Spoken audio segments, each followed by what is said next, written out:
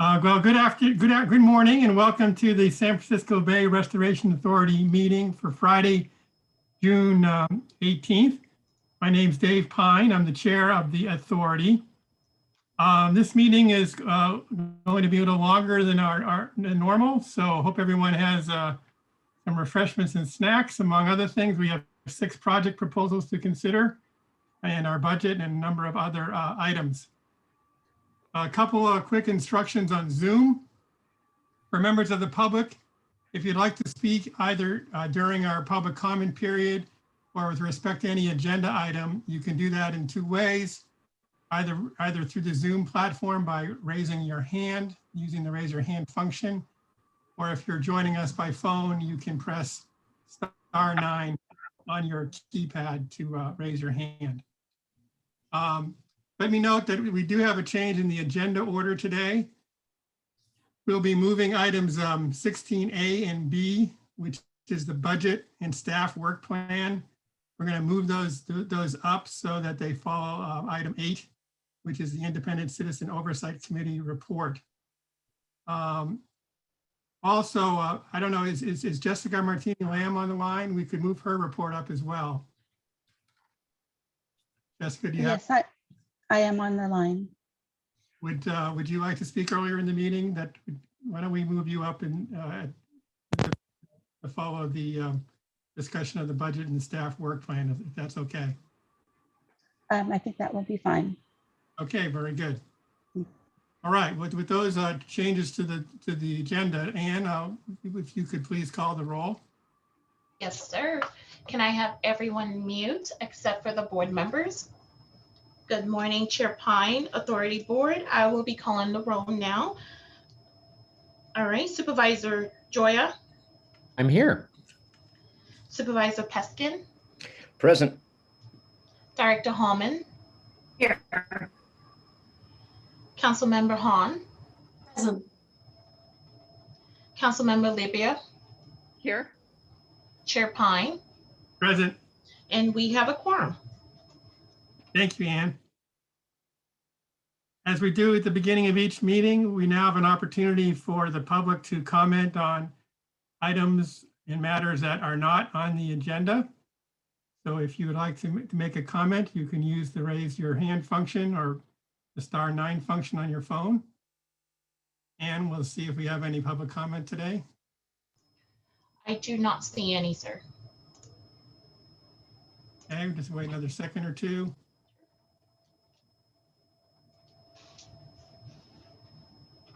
Okay, let's see if we have any board member announcements. Any board member updates or announcements this morning?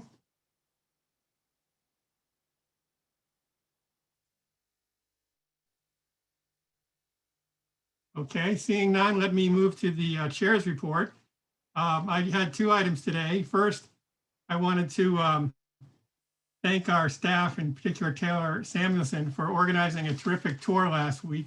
Last Friday, about 25 people, including members of the Oversight Committee, the Advisory Committee, Director Gorin, Director Hahn, myself, members of the public. We had the chance to tour the Montezuma Tidal and Seasonal Wetlands project, and also the Susan Fish Screen Rehabilitation Project. So it was a beautiful day. It was really fantastic to see the Measure AA money at work. And again, very grateful for staff for setting that up. It was a time very well spent. Next, I wanted to take this moment to recognize our executive officer, Sam Shukit. As everyone is aware, he is unfortunately retiring, and this is his last meeting of the Restoration Authority. So in the board materials is a resolution in his honor. A few words about Sam. Sam is truly one of the great champions of San Francisco Bay. And through his work at the Restoration Authority and the Coastal Conservancy, he has left a really lasting legacy. With respect to the Restoration Authority, Sam was involved right from the very beginning in the formation of the authority. He worked with Sally Lever in the legislature to pass the enabling legislation. He served as the first chair of the board until 2014. During those years, considered a myriad of options for how to go to the ballot and raise funds to restore the bay. When we finally did go to the ballot in 2016, Sam was instrumental in the campaign, the successful campaign that saw 70% of the voters across our 9 counties vote to fund bay restoration and the bay ecosystem. And then since the formation or the passage of Measure A, we've had over 23 projects approved and $100 million invested in the bay under Sam's stewardship. So when we look at this great bay of ours, and when this period in history is written, it will be remembered that Sam Shukit was instrumental in his creativity and his persistence in finding ways to fund projects and to make this bay healthier for all of us and for generations to come. And Sam, it's always been such a delight to work with you. Your sense of humor, it's fantastic. It's been a pleasure to work with you. I've enjoyed it greatly, and we are all very indebted to the service you provided to the Bay and to the region. So we do have a resolution, but I'd welcome any comments from other board members, should they like to make any.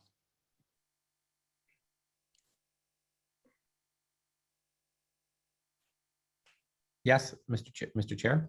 Yes, Mr. Joya. Sure. I feel, and we got to make comments about Sam at the Bay Area Regional Collaborative meeting at BARC with the other regional agencies, and I think, sort of repeat some of the highlights I mentioned there, which is really, I think there's no one in the state, and I say this very sincerely, more than Sam, who really has been responsible for, one, understanding the complexity of funding that is available for open space, for our environment, for our bay.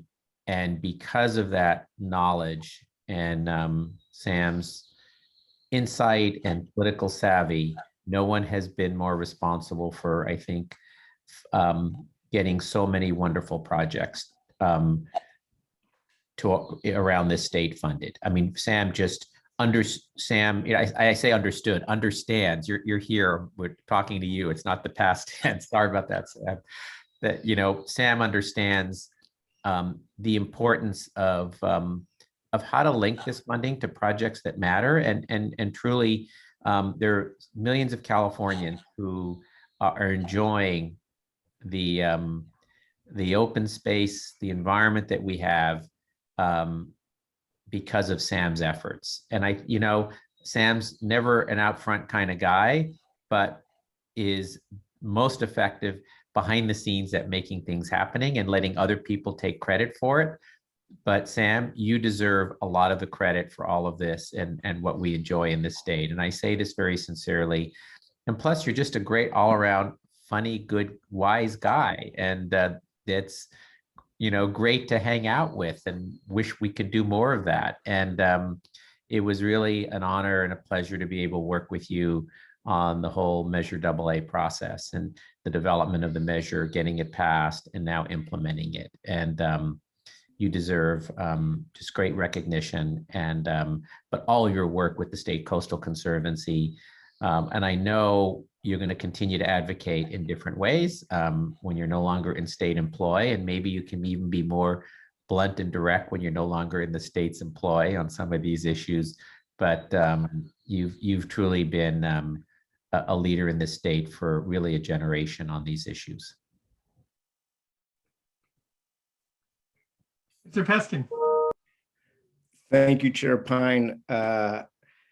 Sam, a few different words as somebody who got his start at the Trust for Public Land in the late 1980s and have watched you for at least the last 20 years. Not only about your environmental work and your environmental legacy, but the fact that you have consistently attracted and retained and created an environment for just outstanding staff.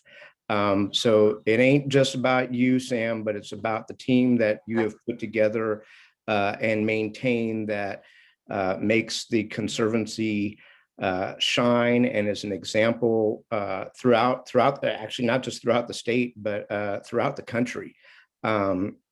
So for that, I salute you. And as John Joya said, you do it in a way that is easy and mellow and funny. I could not ask for more out of any head of any agency. As I said to you, I guess it was yesterday, seems like days ago, I look forward to your next chapter, and I hope our roads will continue to cross. And thank you what you've done for millions of people who don't know your name and don't know what you have done, but whose quality of life you have improved, as well as for the birds and the bunnies that you've helped along the way.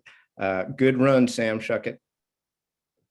Thank you, Mr. Chair. Happy birthday, Aaron. Oh, thank you, John.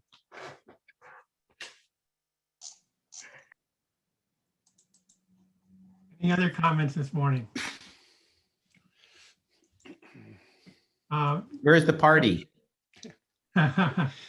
Director Hahn? Yeah, I'm just going to say something brief. I have only had the pleasure of knowing Sam for maybe a couple of months at most, but I want to say that I know when I am in the presence of a giant. And I am sorry that I am not going to have the opportunity to work more with you, Sam. And I am very, very aware of the incredible legacy of positive impacts and saving things and keeping our coastline and bay accessible and beautiful. And this is a huge, huge legacy. It really is. And I commend you for it. I thank you for it. And I am grateful to have had the opportunity to meet you even briefly. And I really wish you the very best and a safe travels as you embark on your next virtual and actual journey. So thank you.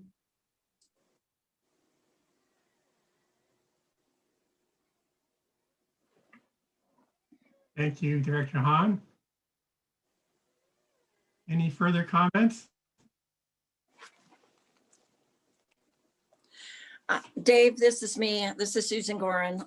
Finally, I'm joining you after completing successful budget negotiations with the board. And Sam, Dave and I had an opportunity to say farewell and great job last Friday when we took a tour of the wetlands in Suisun and Suisun Marsh. And just to reiterate, we are so grateful in Sonoma County for all of the ways that you have contributed to some spectacular acquisitions and projects in Sonoma County along the coastline and certainly along San Pablo Bay. And just want to, I didn't hear all the accolades, but I can just imagine what people said about you. And yes, you're an oh shucks kind of guy. But I hope you know that you are so warmly and richly appreciated for your long history of contributions, and wishing you well. You and your beautiful machine come up to Sonoma County whenever you can. Thanks, Sam.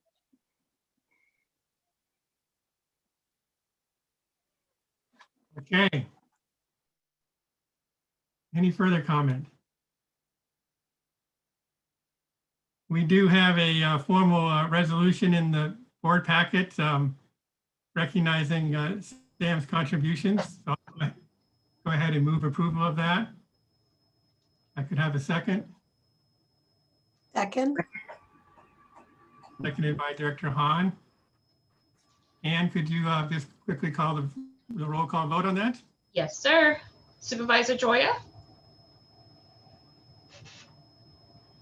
Supervisor Peskin? Aye. Director Hallman? Yes, indeed. Councilmember Levia? Aye. Councilmember Han, Yes. Supervisor Gorin, Absolutely, yes. Chair Pine. Yes, This motion passes. Agenda number 5B is approved. thank you, Ann.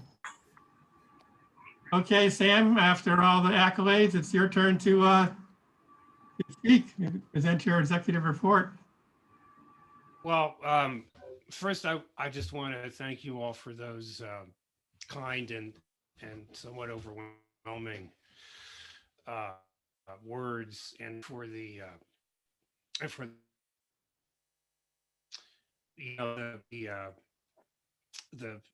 the downside, but kind of also the upside to Zoom world is that there is no single party. Instead, there've been a series of mostly virtual events. Although I'm having a picnic with the Conservancy staff next week, which I'm really looking forward to. And in a lot of those venues, I've been asked, well, like, what's the thing that you're most happy about and proud of? And in the 30 years of environmental work that I've done, this, the Restoration Authority Measure A is in my top, 5 list of favorite things that I ever got to work on, and that I think were both really important for our community and really meaningful for me. This in particular was, was sort of at that sweet spot in environment and politics and electoral politics that's always been kind of where I'm happiest. Notwithstanding, 20 years as a faceless government bureaucrat, but it's just been a joy, and it's been great to work with all of you. John has been along for the ride since the beginning, and obviously so is Sally, and it's great to you're going to get to spend some of the money that you think for the opportunity to do this, to do this work. Other person who was along for the ride all the way to our glorious victory in John Sutter, who, as I think people know, died last month in May. He was 92. He was an Alameda County judge and an Oakland City Council member. He was a founding board member of the group that became the Greenbelt Alliance. And he was a regional, East Bay Regional Park Director from 1996 until 2016. And he was a founding member of this body, along with Supervisor Joya, and was still on the board when we won the election. He was just a delightful person to work with, and was, in terms of conservation in the Bay Area, I think was one of the grand old people with a very long memory that he was never shy about sharing with us. So I just wanted to bring him into the room, since I really enjoyed working with him, and I think all of us who did really miss him. Last week, maybe the week before, the Coastal Conservancy had a special meeting in June, and among other things, they've appointed Mary Small to be the interim executive officer at the Conservancy, and they appointed Amy Hutzel to play that role for the SFBRA. And I think you all know Amy. She has been deeply involved in the SFBRA since its inception as well. She was the program manager for the Bay region at the Conservancy. She's now one of 2 deputy EOs that I've been blessed to have. So the next time that you all play Hollywood Squares, you'll see Amy here. The job announcement should get posted any day now, and my guess is that they'll have a replacement for me sometime in the fall. Speaking of remote meetings, the governor has extended the executive order allowing for this style of remote meeting into September. So you'll have the pleasure of deciding, how and whether you want, how you want to continue meeting. I think the next scheduled meeting for this body is in September. Karen McDowell has gone ahead and booked rooms at the MTC building in downtown San Francisco in case you want to resume, in-person meetings. It's not clear to what extent or how the Brown Act and Bagley-Keene will be amended going forward to allow for this kind of remote participation once the governor's emergency executive order actually expires. There was legislation that allowing people to go back to face-to-face meetings, but requiring, this kind of interactive, video conferencing as a part of it, which happily the MTC building is well set up for. Finally, I wanted to give you all sort of my last update regarding the never-ending search for still more money for the restoration of San Francisco Bay, because it's never enough.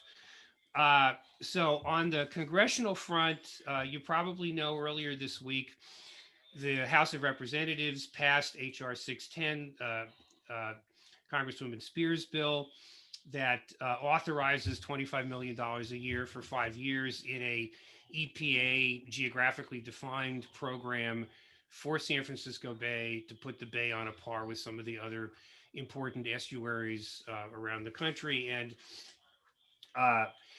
Senators Feinstein and Padilla introduced a companion bill, S 1906, which actually has $50 million a year for 5 years. Hopefully it seems like this is the best shot we've had at this legislation in a while this particular year. Hopefully these things will go forward. Hopefully we'll go for the higher number in the Senate bill. It's important to remember that this is authorizing legislation, not appropriating legislation. So you will still need to, if these bills are successful, you will still need to fight the appropriation battles annually.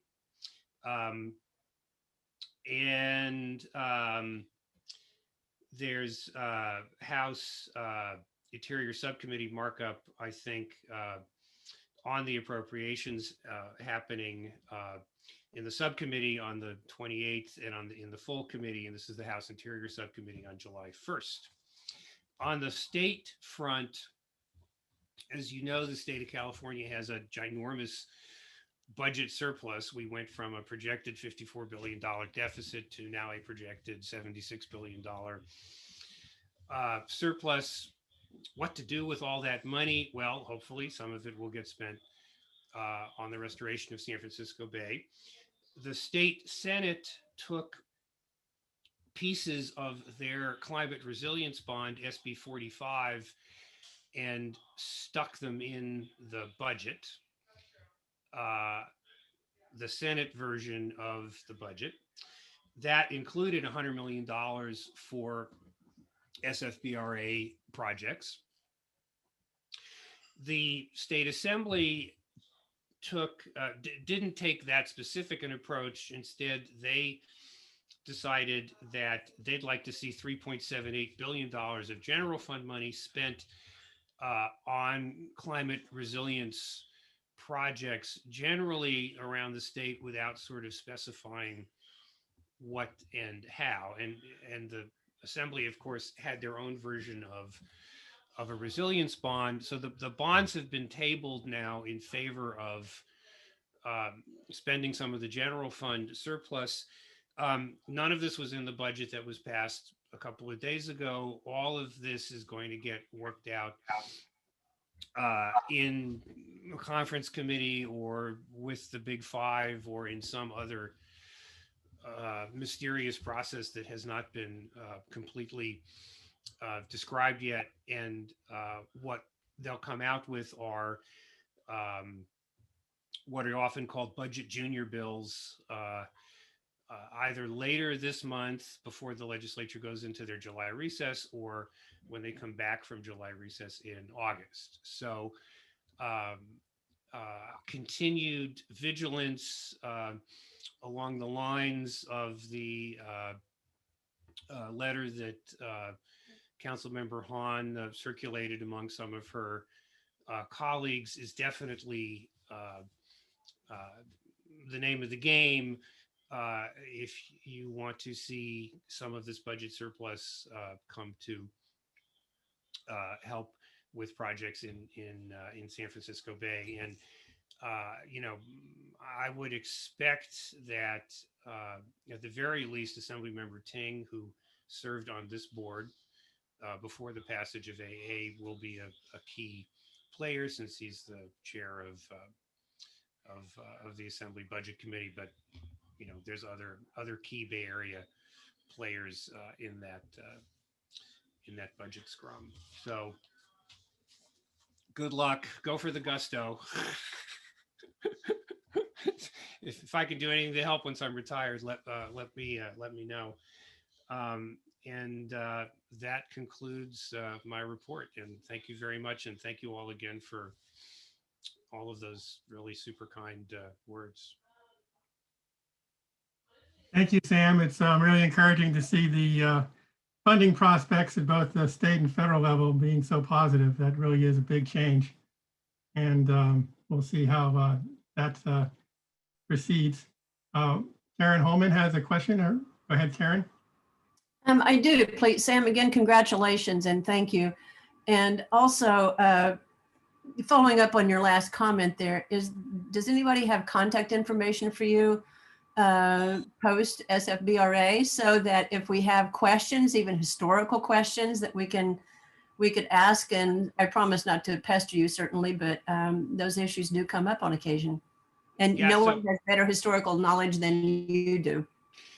Amy Hutzel will know how to reach me, and Dave Pine has most of you actually have my cell phone number, but I know Dave has it. All right, excellent. Thank you so much. Thank you, Karen. Any other comments or questions? Seeing none, next item is the approval of our minutes of our meeting of April 16th. Unless there's any changes, we could take a motion to approve those minutes. So moved. And a second? Second.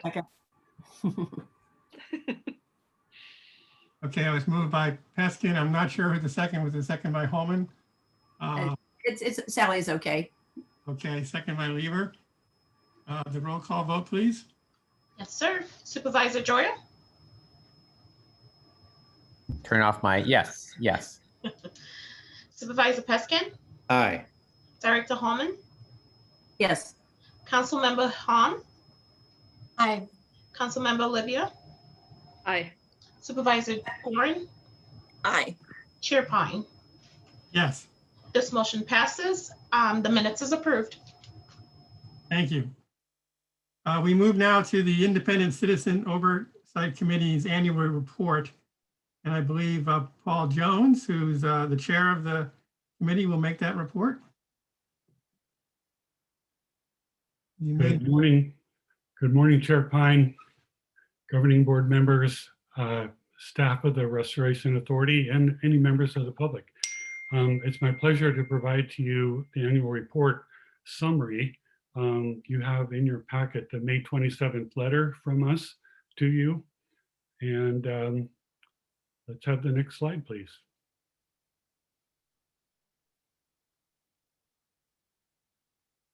Karen or somebody, can you advance the slide for me?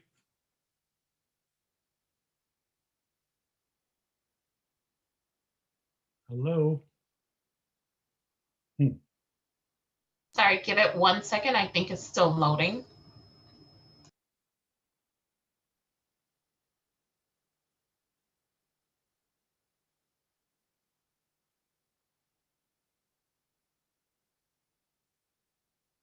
Sorry for the delay, folks. Well, that's the nature of the Zoom. Yeah.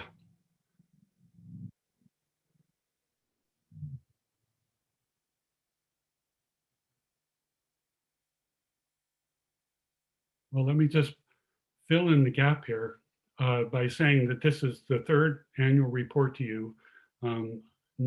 Nancy Cave and I have been members on the Oversight Committee since its inception. We now have new members, which the next slide I'm going to show you who they are, if we can get to that. And, you know, it's been a real pleasure serving on the Oversight Committee. And I think, you know, with two of us having seen the progression since its inception, it provides a special perspective from my point of view. Okay, so there we are. We have Dr.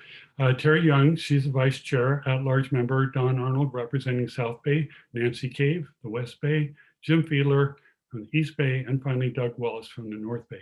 Next slide, please.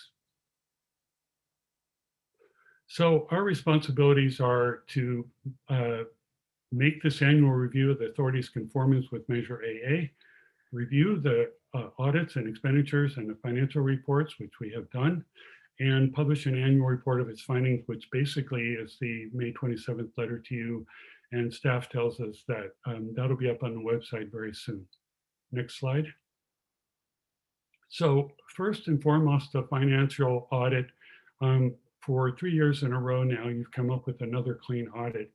And authority staff continues to operate efficiently and very effectively.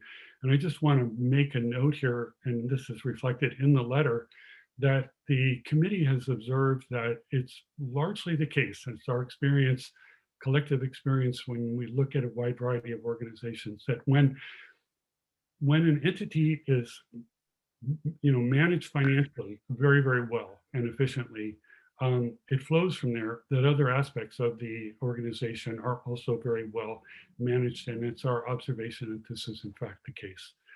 Next, please. So with regard to project selection, you've got very solid project selection and implementation processes in place. We are very grateful for the advances in project permitting that have been happening through the BRIT, and understand from the agenda that you'll be having a presentation on that today. So won't say much more about that, except that we really support the BRIT and recommend not only its continuation, which we understand is a few more years, but its continuation well beyond that, especially in light of the federal and state funding that might be coming along, as Chair Pine mentioned, I'm sorry, Sam Shukit mentioned, but also its expansion. And by that we mean into the realm of providing a bridge between the Wetland Regional Monitoring Program and agency required monitoring and what's required for project monitoring. And it's an important topic. I don't want to get into the weeds on it, but we really support the expansion of the BRIT to be able to tackle that particular issue. Next slide. Staff support. Staff has been great, open and receptive to our inquiries and its recommendations. And maybe I'll echo Mr. Peskin's comments from a few minutes ago to say that, you know, we are really grateful to Sam for the staff that he has put together at the authority, and they've provided all kinds of presentations to us on the BRIT, the WRMP, the community-based organizations effort. That's our next bullet. We're really grateful for engaging in that, engaging communities of color through advancing the community-based organization effort. And then finally, we're also grateful that we should see some improvement in the website in the next iteration to show project funding cycles. This is a very difficult issue for the public to understand. You know, you go from allocation of money to when is it actually spent, and it looks like there's a big gap and nothing's getting done. And we know that there are good explanations for it, and we're supportive of staff trying to show that publicly on the website. Next slide. Looking forward. In our letter, we go into some detail on this, but to try to hit the high points, we're encouraging you to reevaluate Bay-wide information regarding restoration goals and to document the sum of that restoration work. I know you're working on that, but we think more can be done, and that the Wetland Regional Monitoring Program is an important tool in getting at that. And by all this, we mean that we think that, you've got the Bayland Goals Project, you've got regional goals from Sonoma County, from South Bay, et cetera. And all these need a good, long, hard look at where are we going. The Restoration Authority has been of late the spearhead in Bay-wide restoration. And we think that there's more work that has to be done to be able to stitch habitat and different species requirements together into a big picture, and all of which will improve project selection. That's the main goal. Next. Next slide, please. With regard to communication, again, ramp up communication to the public. We know you're doing a great job with television programs and lots of good articles in media. But this would be for, expressing what's happening in the environment, good things that are happening, community opportunities to get plugged in. Again, we think the Wetland Regional Monitoring Program and the Eco Atlas are good tools to advance this and incorporate future restoration needs into that and tell the public this is where we're going, this is what we need to do in the future, and get them excited, especially with regard to sea level rise and other infrastructure requirements are going to be needed to protect the bay, and then improve the clarity and the detail of reporting. Next. And that's it. Thank you very much. I'm happy to take any questions if there are any. Thank you, Paul, for your presentation and for the very comprehensive letter that you provided to the board. Are there questions for Paul this morning?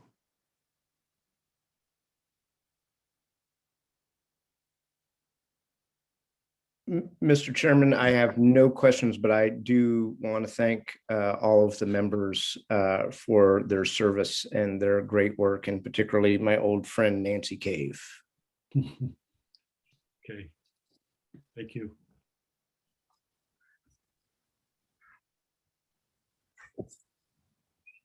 I don't think we have any other comments or questions. So once again, thank you for the report and all the hard work, and really appreciate your oversight and guidance. Thank you. As you recall, we did make some changes in the agenda. So at this point, we're going to take up items 16A and 16B. 16A is the budget for fiscal year 2021-22. Not sure who on staff has that one. Is that Jessica? No, that's it says Brian Mayu from MTC.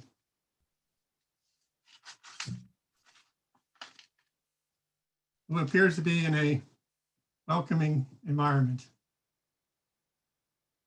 Brian, we can't, we have a connection problem. Maybe turn your video off. Yes, thank you, Chair Pine and members. I'm sorry, say that again.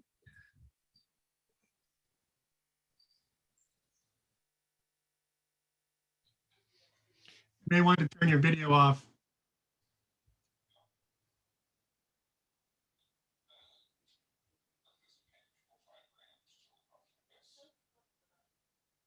I think we might have lost them.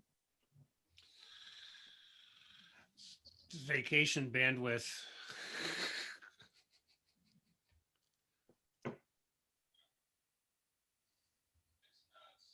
Is there a way to give him a call or? I'll ping him, but it might take a second for him to get back on. I don't know if you want to do the work program. Yeah, I was thinking that. Wait, here we go. I saw a flash. Maybe turn your video off, Brian, and just do sound.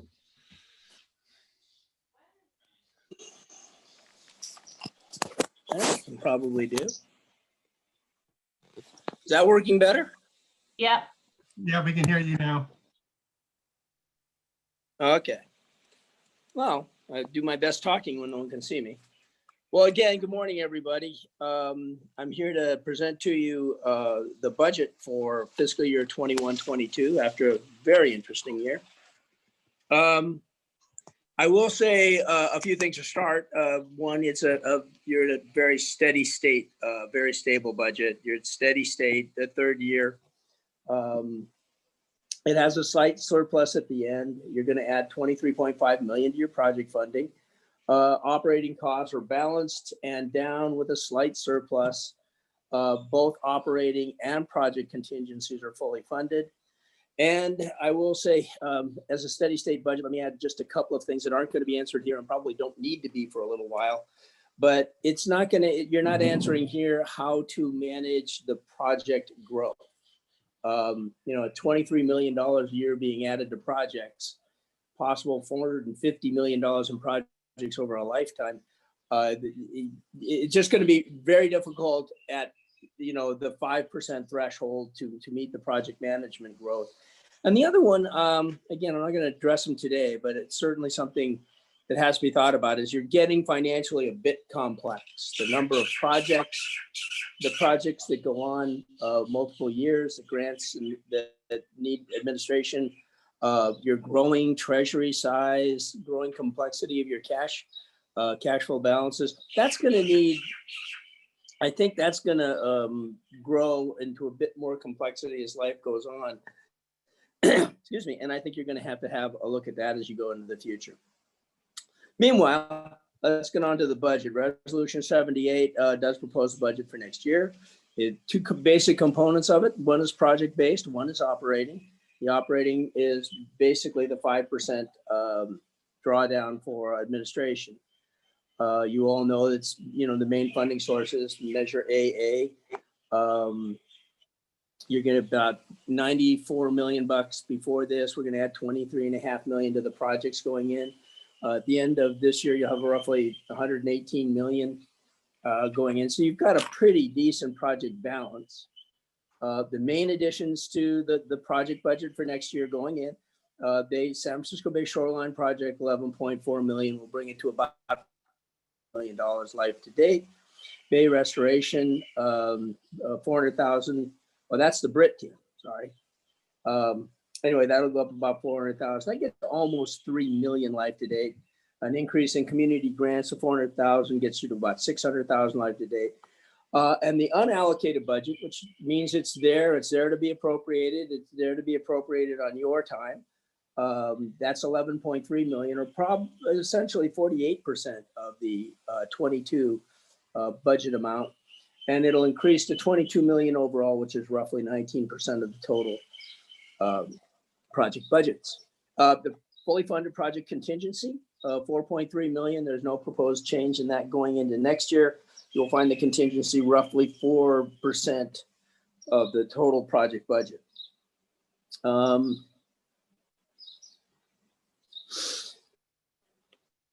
That's the project budget. Let's try the operating budget, which is the simpler part of it. Going to the second page, the operating budget balance is proposed. It's going to be down about 16% or $225,000. That's basically because of the end of the ballot costs in 2021. And the only increase in costs other than staffing will be a change to the operating contingency from 5 to 10%.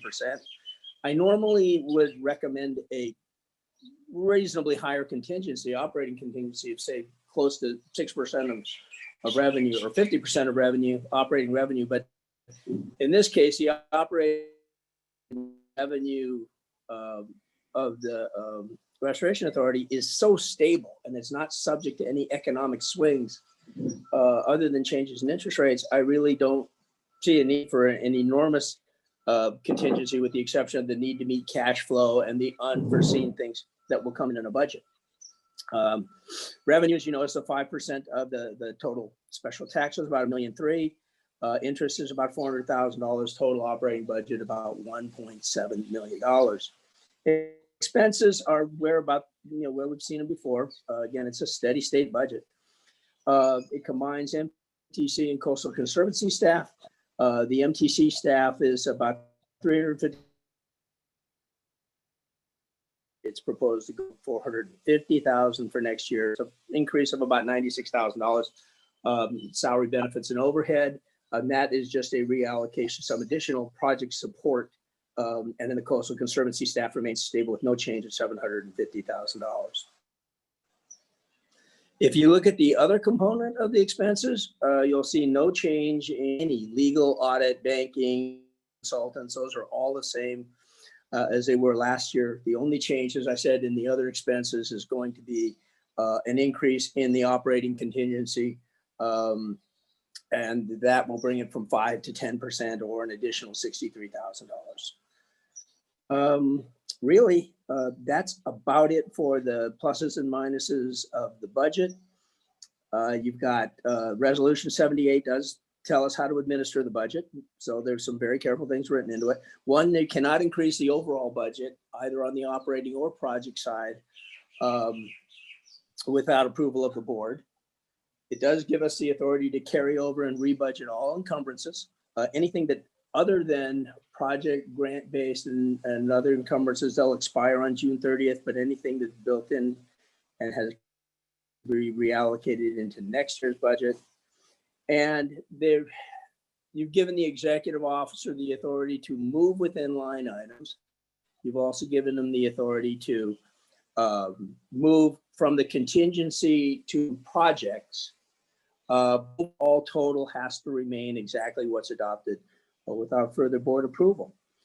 Really, that's it for the do's and don'ts of the budget. It's, I guess I said, it's a very steady state budget. Very, it says given the third year, it's good to see that it's where it's supposed to be. And with that, I'd be happy to answer any questions. Thank you for the review. Do we have questions for Brian this morning?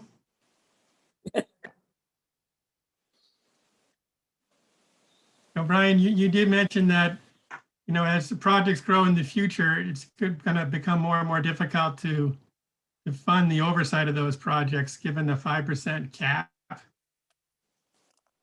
Do you have any thoughts on how we might address that in future years? Well, I do. It might be a bit premature, but you're going to have to face, you may have to do it with hiring a firm of project managers, as we do on the bridge projects. HNTV and other firms can help do it. But if it doesn't get included in the project costs themselves, it's going to be very difficult under the 5% threshold. You'll be able to put some money with the end of the county payments. You'll be able to put some money in the bank for a little while, and that'll give you some cushion to add staffing on it. You've got to think about this, the total number of grants going on years, and thinking as those multiply, even though it's linear, the ability of the same person to manage all of those things gets less and less and less as you go on. So, it maybe you need to do a bit more project consulting, and maybe that you sort of have to store some contingency funds away. I'm not completely sure how you're going to do it, but you'll face the same thing on the financial management side.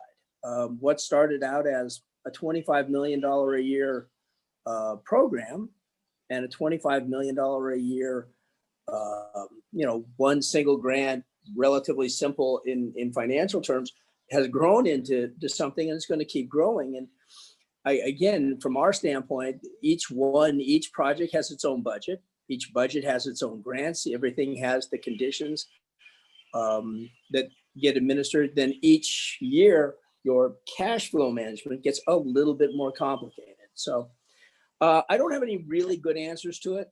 I just think it's something that's going to have to be addressed in the future to see how you're going to deal with it. You are going to, it's unavoidable. You are going to outgrow your projects, and financial complexity are going to outgrow the existing resources you're throwing at it. Or you're limited to, I guess it'd be a better term. A lot to think about there.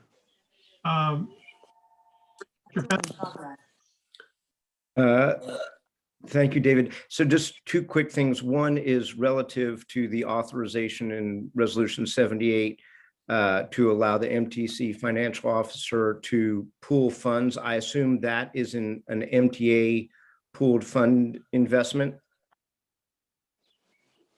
Ryan? Pooling funds for investment purposes allows you to pool everything from the capital side to the operating side. Is what all it does. Got it. So it's not like San Francisco's pooled funds that we take from various departments and pool and invest and then distribute the interest to the various departments? No, all we're doing here is allowing us to use the capital side and the operating side, pull them together and then pull down the cash flow you need. As long as we keep the two reconciled and balanced, that just allows us to match cash flow needs. But it doesn't put you into a pool of MTC funds or a county fund or anything like that. Thank you for that clarification. And then if we receive any federal or state largesse or subventions, I assume we have to accept those and revise our budget accordingly. Is that correct? That's correct.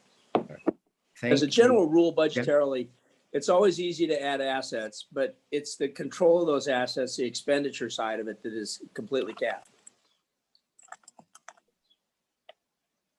But the commission would, or the authority or whatever we call ourselves, would actually have to take an action to accept those state and or federal subventions should we be so lucky. Correct. Okay. Absolutely Great. correct. Thank you.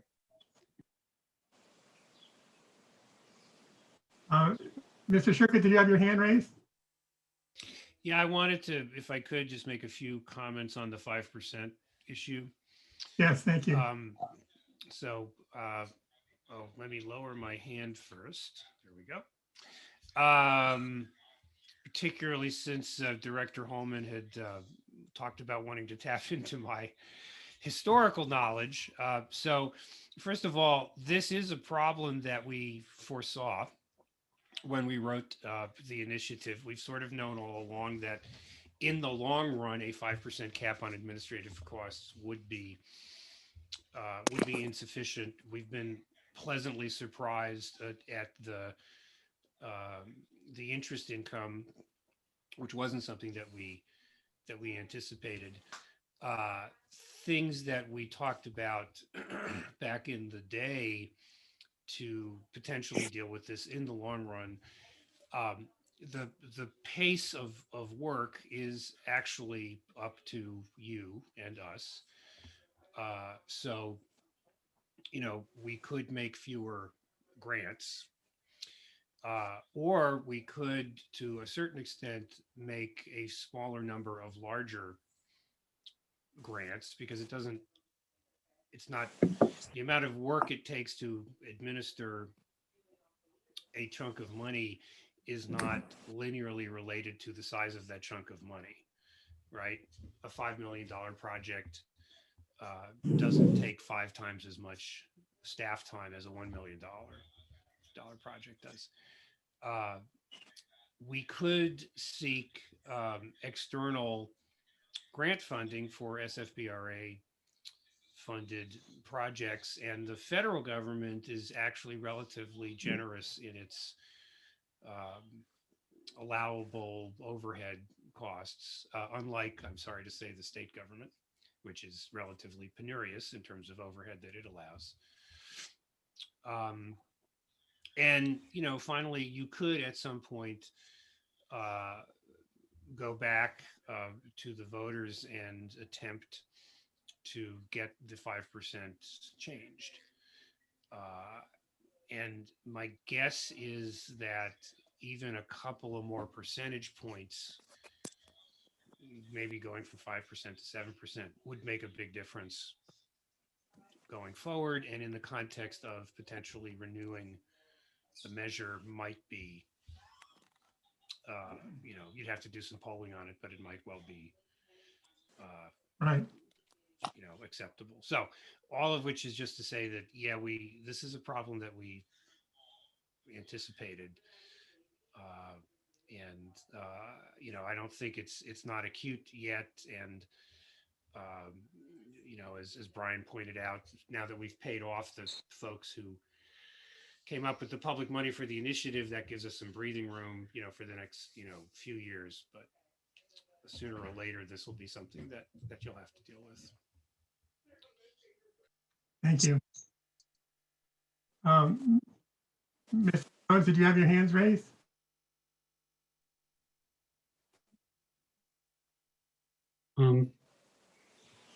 They're fine, I did. Yes. Yeah, thank you. Just briefly, I just want to say that the Oversight Committee identified this in year one and last year in our letters to you as an issue. We didn't really address it like head on this year, but we still think it's an issue. And so we would agree with others and maybe Sam and some of you have identified good ways to address it, but it was something that we saw as a challenge for the authority in the future, the increased funding and complexity of projects. Thank you. Thank you. This is an action item. Let's see if there's any other public comment before moving to the resolution. And I don't see any hands. No, sir, no hands from the public. And unless there's other comments, we'd be in a position to take action on Resolution 78, adopting the budget.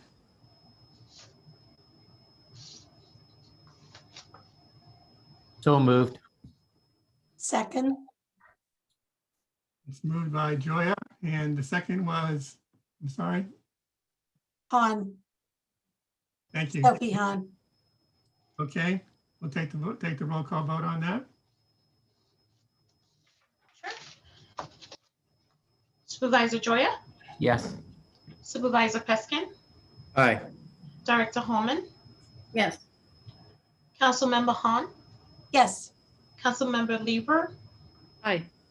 Supervisor Joya, Supervisor Gorin. Oh, I Sorry. get 2 votes. Okay, I'll take it. Now, wait a minute, John, you do not get 2 votes. I get a vote. Yes, Aye. of course. Chair, The keys. Chair Pine. Okay, thank you. We have approved the motion with unknown number of votes. We're next going to consider 2021 staff work plan. Actually, that must be 2022 staff work plan. Yes, thank you. Mr. Chairman, could I have just one last second Of course. before my internet? I don't want you to think I'm leaving because I don't want to stay. It's just the internet here. One thing about working in Paradise is it's not electronically sophisticated. But I want to add my thanks to him. I'm going to miss him a lot when he's gone. He's been a heck of a partner in putting up a brand new working with you guys. And anyway, that's it. Thank you. Thank you, Brian. Thank you for taking the time from your vacation to join us today. We appreciate that. So Jessica, we'll turn it over to you for the staff work plan. Thank you, Chair Pine, and greetings to you and board members. We're right on the cusp of noon, so I can't say good morning or good afternoon. I'll say good noon. And this staff work plan is pretty straightforward, I think. You can see what we do all day, every day for the year. And it's broken out to give a general estimated percentage, how much time we spend on the various tasks. I'll note that the benefits and overhead costs are included. And we only bill for what we spend when we do our timesheets and such. And as we just discussed, the grant program is growing, so we have allocated some of our staff time to that, more than in past years, and a little bit less to the advisory committee, which has become more self-sufficient in the last year. And so this also reflects, that we have recommended 8 projects to be funded this year. So the grant program does have a higher percentage of staff time, as well as implementing the equity recommendations, which takes more time for the grant program. So I welcome your questions. Thanks for the presentation, Jessica. Questions?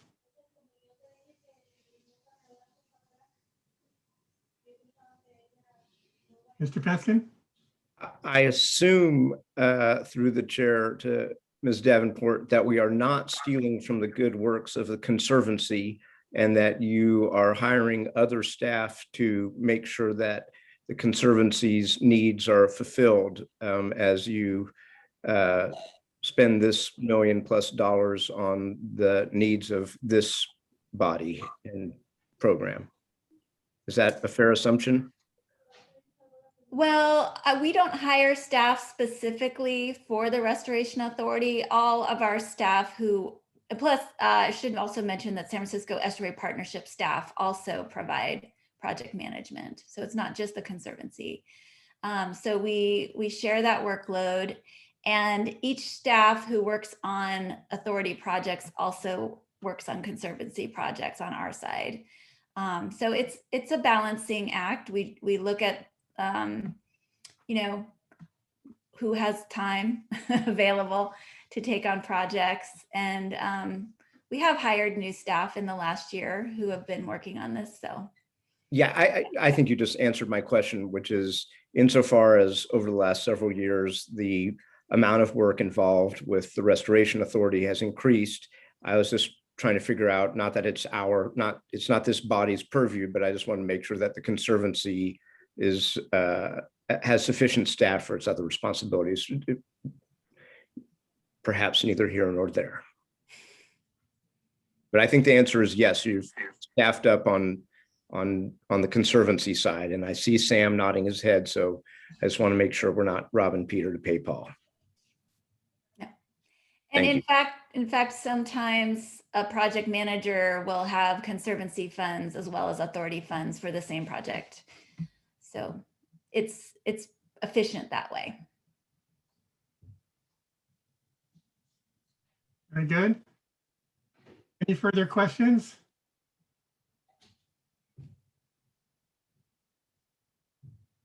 Okay, seeing none. Once again, thank you, Jessica, for the overview, Thank you. for the report. At this juncture, I wanted to give our advisory committee chair the opportunity to provide her report. If Jessica Martini-Lamb, it would be a good time to make your report. Yes, thank you, Chair Pine and board members. Can you hear me? Yes. Thank you. I have a brief summary of the advisory committee's most recent meeting, which was on May 14th. The advisory committee received a briefing on the Wetlands Regional Monitoring Program Science Framework and the regulatory alignment. There was also a draft funding proposal presented to the advisory committee, and the San Francisco Estuary Partnership and the San Francisco Estuary Institute will present a more detailed proposal to the advisory committee in September of 2021. And we plan to provide some recommendations to the governing board after that September meeting. The AC was also provided some informational updates that the governing board has heard previously at the governing board meeting. We heard a presentation on the Encinal Dune Restoration and Public Access Project, an overview of the grant round 4 process and status, and an update on the community grants program. And the advisory committee is next scheduled to meet on September 10th. And I'd also like to just thank our advisory committee vice chair, Lisa McCann, for being willing to give this report today if I was unable to do so before the board heard this item on its agenda. So with that, that concludes my report. Are there any questions? Thank you, Jessica. Any questions?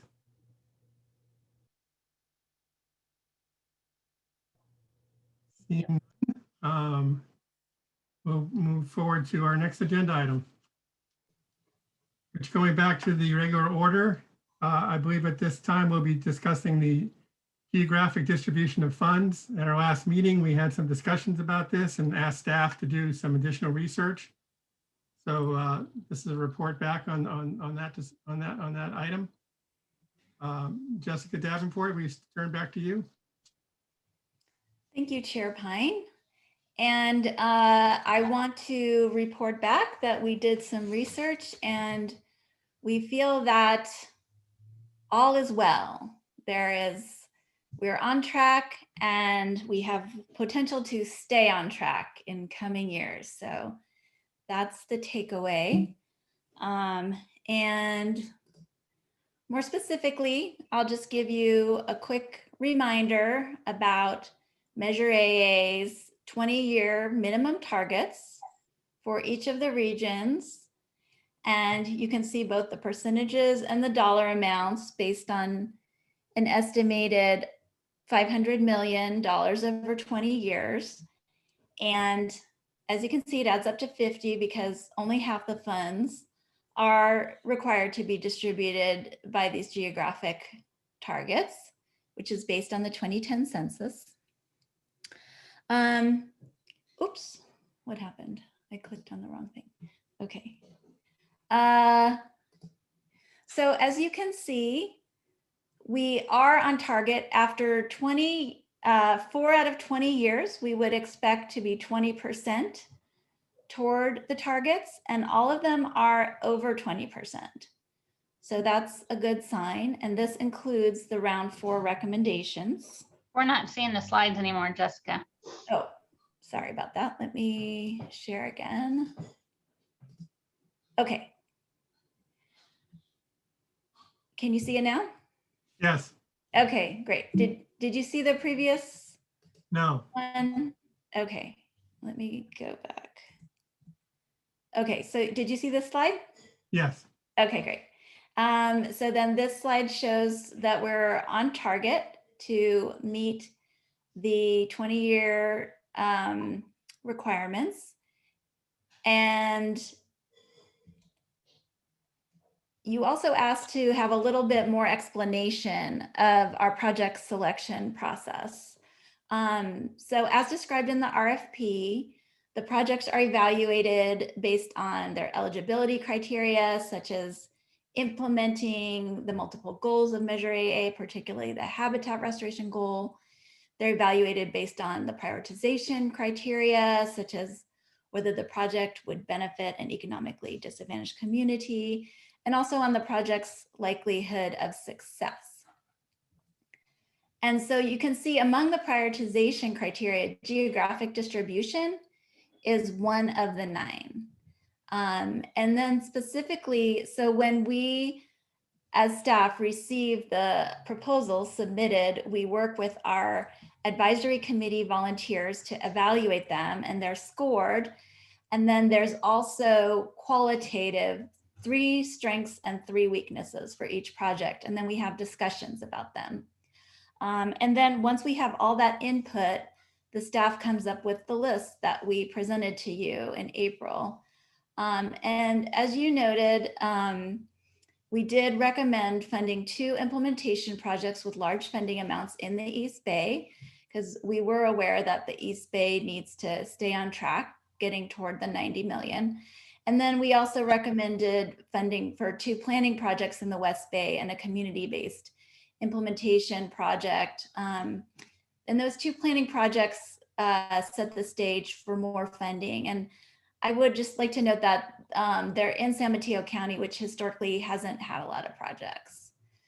And so just to get a sense of how the recommended round 4 funding looks, you can see the East Bay of the available amount, since as you know, the shoreline is getting 11.4 each year for 5 years.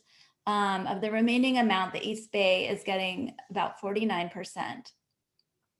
And here's where all the projects are. And I try to keep the colors consistent so you can get a sense of the red ones in the East Bay, the green ones in the West Bay, blue in the north, and the purple in the south.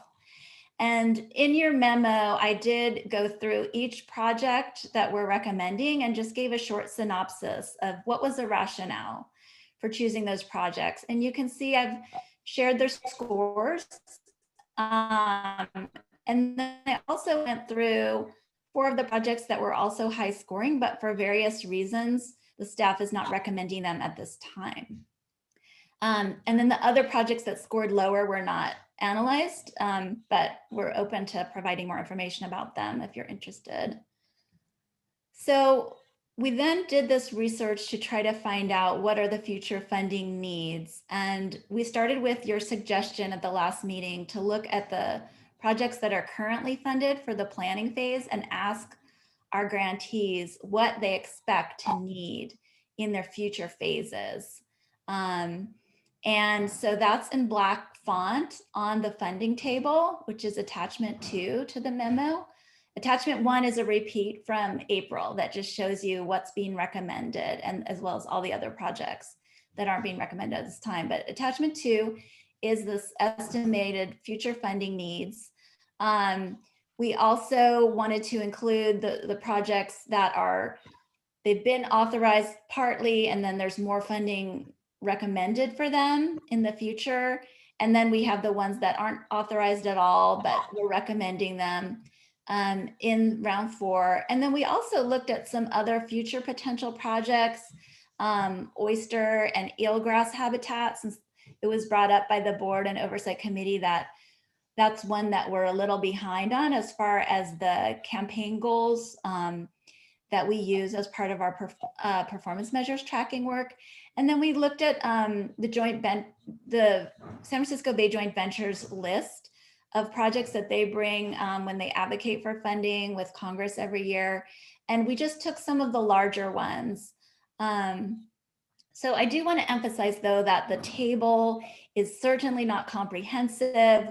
We were really just trying to get a sense of, can we meet our goals? Like, are there enough big projects out there? We didn't include every single small project, but are there enough big projects out there to meet our goals? And we will certainly still fund small projects. We're very committed, for example, to the community grants program, but this table is really kind of intended to look big picture at the bigger projects. And interestingly, you'll see that, and we also didn't put every South Bay project that we know could be funded in the future because they've already exceeded their target. So we kind of just stuck with more or less what we have as far as South Bay salt ponds and the shoreline, et cetera. But you'll notice that for the North Bay, there is a huge need for some projects that are pretty well known, like Marin Keys. And then Skaggs Island is part of the Sonoma Creek Bayland strategy. So I think those are projects people have known about and wanted to make sure they get done for a long time. So we just included those in there. But overall, I think that kind of wraps up what I have, and I welcome your questions. And also I would note that Karen McDowell is available to help answer questions, and Sam as well. Okay, thank you, Jessica. Yeah, I found the table that you prepared of the estimated funding needs by region to be very, very helpful. There's certainly no shortage of demand. And it appears that there's more than enough project demand to meet our allocations for each region. Let's see if we have questions on this today. Director Joya? Yes, first, thank you for presenting this. I think it helps from our last discussion, and in looking at how we move forward in an equitable way by region. I wanted to raise something that's indirectly related to this on the types of projects we fund. So it's not necessarily about geographic distribution, but it gets into what funds are available by region. And you had talked about it on a couple of the projects that were not funded this year. I don't know if we want to put that chart up. I have it, I pulled it up, but it's the, I'm pulling it up, the chart, where is it here? There was the East Bay, there was the Berkeley North Basin project, for example, the community-based restoration stewardship of California's first urban state park at Candlestick Point.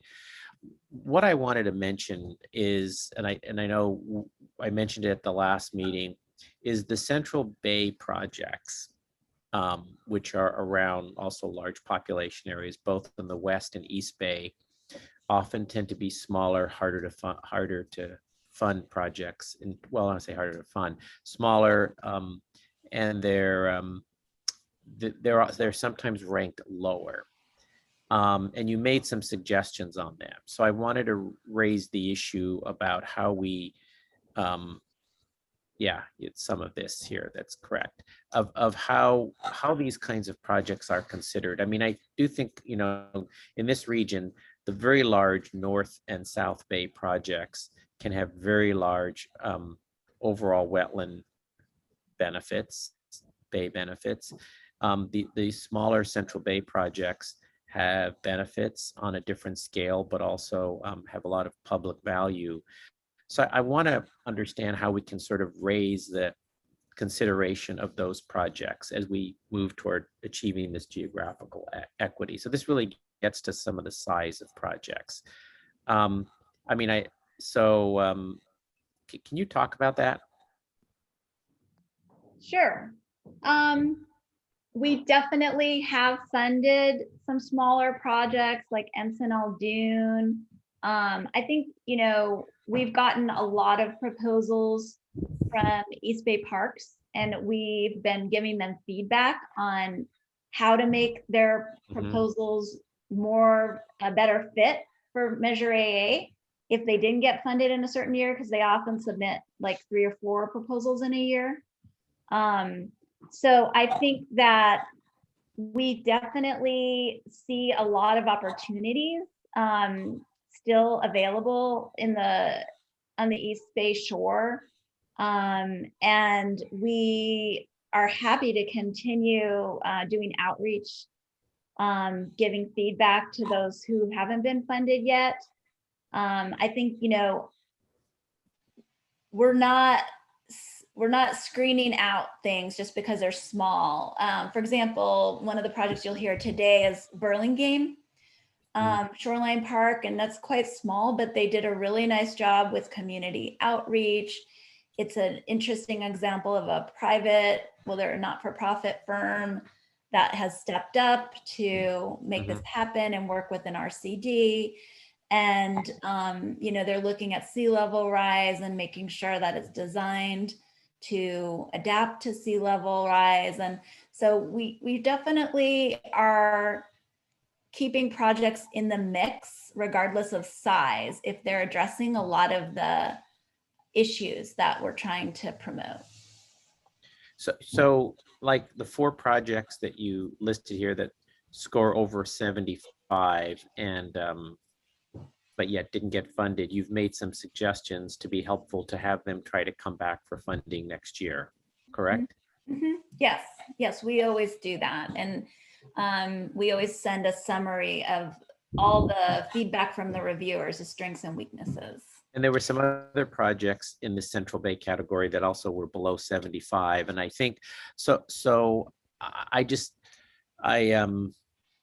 I'm asking that we really look at how we help enable those.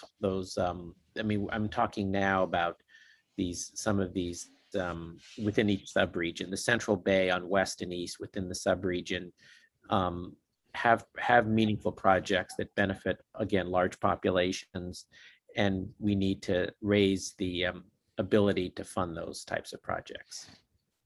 Yes, we agree with you. So, and finally, on the geographic distribution, it looks like we will reach the goal. We still, if we look at the total amount of money, there will, there's still, I think we need to be cognizant of the total amount. So it's good news. I think we're going to reach the goal. When we go back to the Bay Area voters to extend this measure, hopefully, I think they will also look beyond the fine tuning of our policy, and they'll look at the percent of how all the money is spent. So I do think we need to still remain conscious of that. while it's not in our policy, and I remember very distinctly this discussion when we put in the geographic distribution for 50%, saying the other 50%, will be very wide. We still need to be conscious of the total amount to keep faith with voters who may ask that question. The North, it'll be an issue also in the North Bay, right? What percent do they have? Because the South Bay obviously gets the largest amount. So I just want us to be conscious of that because, the public reaction will look at the total amount spent.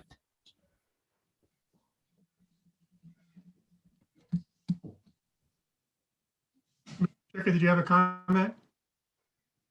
Yeah, I just wanted to point out a couple of things, particularly to Supervisor Joya. One is that the Eden Landing project is actually not a small project. It's quite large. This is only one phase of it. The Restoration Authority isn't funding it in this case because the Coastal Conservancy got essentially a budget line item that we can only spend there, but there'll be future phases of that large, expensive project. And the other thing is just keep in mind that a project can be small in terms of acreage, but also be quite expensive. And East and West Bay projects often, because they are in heavily urbanized places, fit that rubric. For instance, 900 Innis, which you authorized a couple of meetings ago and which was in the press this week, it's not a large, project in terms of acreage, lots of community benefits, quite expensive because it was contaminated and so on and so forth. And you're going to see that going forward in the Central Bay, relatively small acreages that, on a per acre basis cost quite a bit. Ron? Yes, thank you. I'm sorry, did you call on me, Chair? Yes. Fine, thank you. It was a little cut off. I just wanted to say that I second all of Supervisor Joya's comments. I share the same concerns, and I don't think I could add any better words to the questions and sort of things that Supervisor Joya is flagging.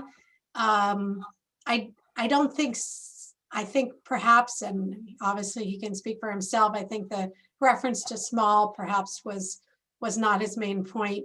I think the question that I ask and that just seems like it could be problematic in the long run is that you see that, I don't know how you guys exact the terms that you use, but the main central part of the East Bay, the big long stretch, all the way from where it meets the south to where it meets the north, is a little shy on successful, either the applications are not well written or the projects are not well conceived or whatever it is, or they're small but expensive, or I don't know what it is, but I'm sure it's a variety of things, or the jurisdictions need some training, or maybe it's how the jurisdiction staff their grant writing.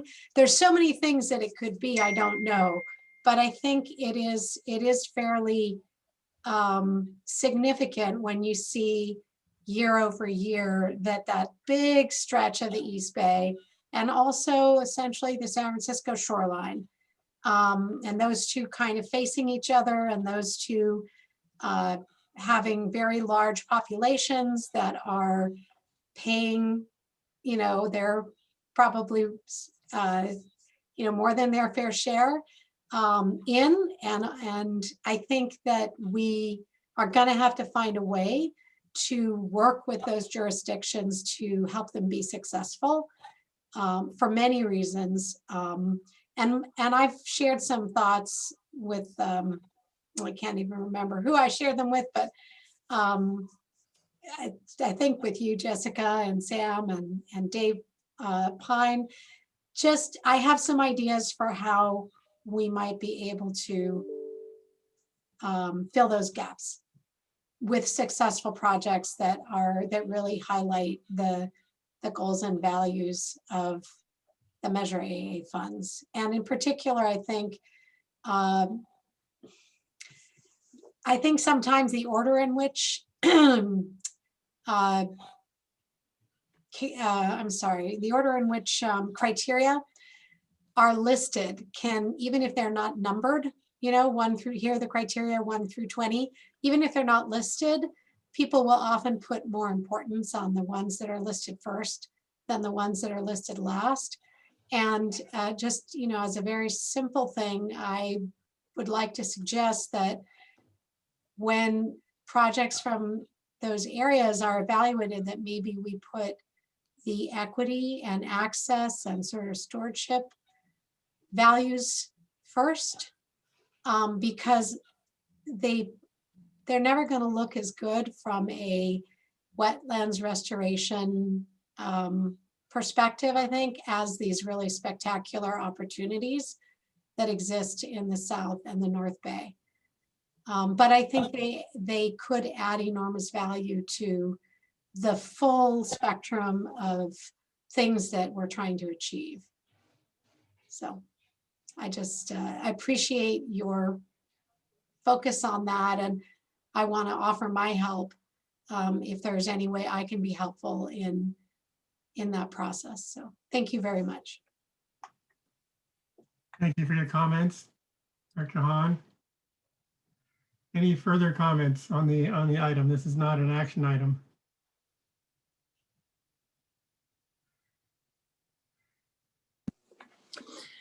Dave, this is Susan Gorin, and I really appreciate the good conversation. I think all of us are struggling with trying to figure out how we finance good projects and jumpstart them. Dave and I, we had a great tour of Suisun Marsh and looking at the decades that it took to start that project and the lifting, the heavy lifting that we needed to get through on beneficial reuse of dredged materials. And now they're doing it very successfully.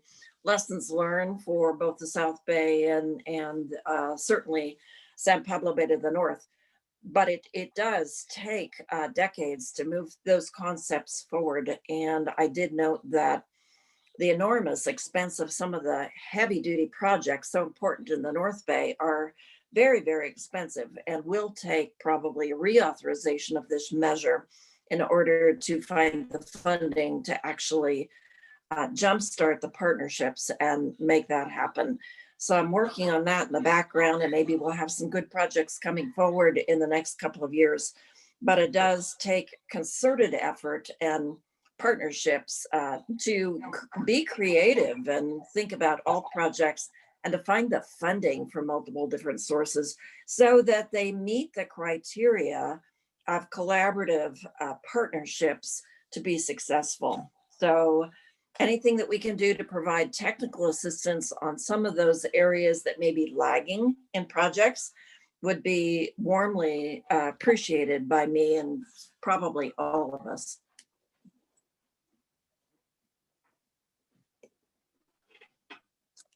Jessica? I just wanted to make a comment that might be putting things also a little more in perspective. So we have a project coming up. Well, we have 2 East Bay projects coming up on the agenda, but particularly the Terminal 4 Wharf project in Richmond, I think is a really interesting example because it is removing some the creosote treated pilings that are polluting the bay and degrading habitat. And so by actually removing that, you're going to enhance habitat. And then it has a living shorelines approach, which is, I don't want to steal Maryland's thunder, but it's really an amazing project. And I think, the Central Bay will likely have more of those kinds of things. There's a lot of opportunities to look at, how we integrate those kinds of habitat and, improved erosion control, as well as what we think of flood protection with levees. But there's also going to be a lot of need for green-gray solutions on the shoreline, and then the public access. So I do think we have a lot of opportunities and things are bubbling up in the pipeline. And we're definitely keeping our eyes and ears open for them.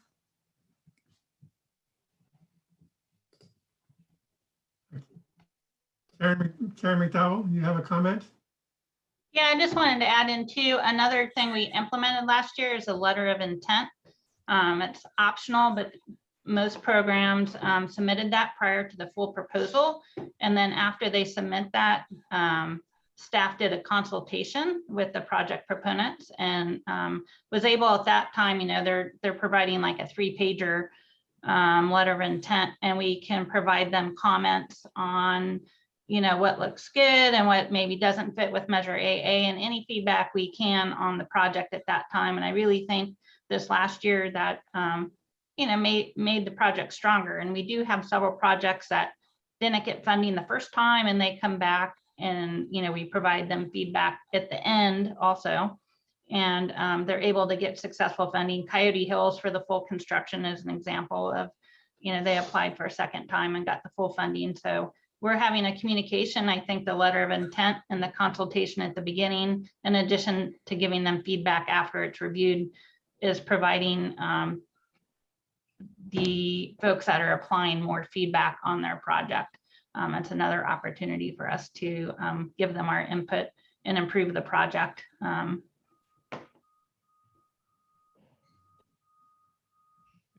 Director Hahn, did you have another comment? I'm sorry, I'm used to having my hand lowered for me.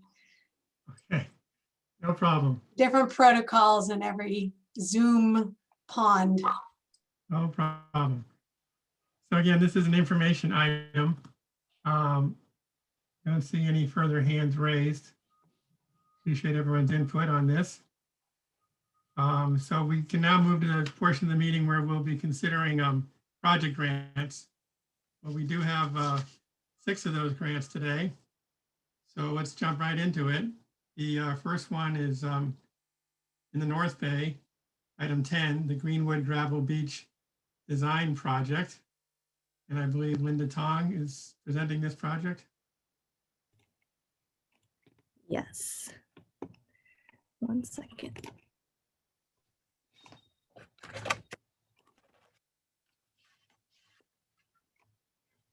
Are you all seeing my screen? Yep. Great. Good afternoon, Chair Pine and members of the board. Staff recommends that the authority disperse up to $380,000 to Marin County Department of Public Works for the Greenwood Gravel Beach Design Project.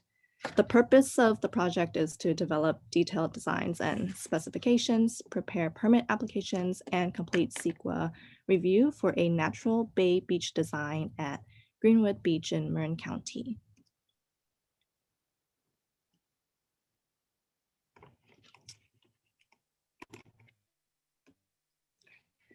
The project site is a small stretch of beach along Greenwood Beach Road in Tiburon in Marin County.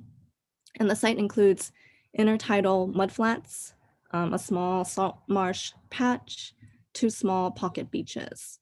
But this area is also surrounded by asphalt fill and concrete rubble. These materials, coupled with the eroding vertical shoreline, are not beneficial to wildlife habitat. This project would aim to demonstrate that bay beach restoration as a living shoreline technique is a workable alternative to riprap and seawalls. Living shorelines reinforce the shoreline and minimize wave erosion while restoring natural habitats for estuarine and coastal organisms. This project builds on preliminary designs that have been funded through a partnership with the Marin Community Foundation and the California State Coastal Conservancy. And this project would enhance bay beach habitat and protect marsh habitat behind them from further erosion. Constructed bay beaches can provide breeding or foraging habitat or high tide refuge for a lot of shorebirds. And the back shore can be designed to have gentle slopes that can support native salt tolerant shoreline vegetation. The project's beach design concept is the dynamic nourishment approach developed by Dr. Peter Bay. This approach relies on nourishing the existing beach system with sediments like mixed sand and gravel. Sediments would be placed near shore, and wave action would redistribute the sediments to a natural beach profile. The design would also include drift sills, which are semi-permeable sediment retaining cobble salt marsh structures. The back of the beach profile would be a gravel berm that could intercept winter storm wave runup and protect the shoreline behind the berm from erosion. The backshore of Greenwood Beach would be designed to dissipate wave energy by regrading the current shoreline to a gentler ramp-like profile. These are the objectives for the project. Develop engineering designs for Greenwood Beach and prepare detailed plans and specifications for future construction of the gravel beach. Coordinate with the Bay Restoration Regulatory Integration Team and submit permits to regulatory agencies for implementation of the Bay Beach. Complete Sequoia review with the town of Tiburon as the lead agency. Partner with the Richardson Bay Audubon Center to conduct community engagement with the town of Tiburon and Marin County youth. And also to continue to conduct data collection and analysis at additional San Francisco Bay Beach reference sites to help inform the design process. The project design team has a lot of experience working on wetland restoration and other shoreline restoration projects in San Francisco Bay. The project team includes Senior Civil Engineer Roger Leventhal, County Department of Public Works, and coastal ecologist Dr. Peter Bay. And they developed the first successful Richardson Bay pilot project for habitat-friendly coarse bay beaches at nearby Aramburu Island. Marin County Department of Public Works will continue to inform Tiburon residents about the project and will work with the town of Tiburon to address resident questions and concerns. Thank you. I'd like to introduce Roger Leventhal from Marin County Department of Public Works to say a few words, and then we'd be available for any questions you have. Great. Roger. Can you hear me? Yes, we can. Okay. Thank you. And I'd like to say this is I think an example of a project which its benefits, will extend far beyond the project boundary. This project comes out of 30 years of my working in the Bay, where on shorelines, and actually 20 plus years on the BCDC Design Review Board, where we've seen project after project come through with the shoreline riprap.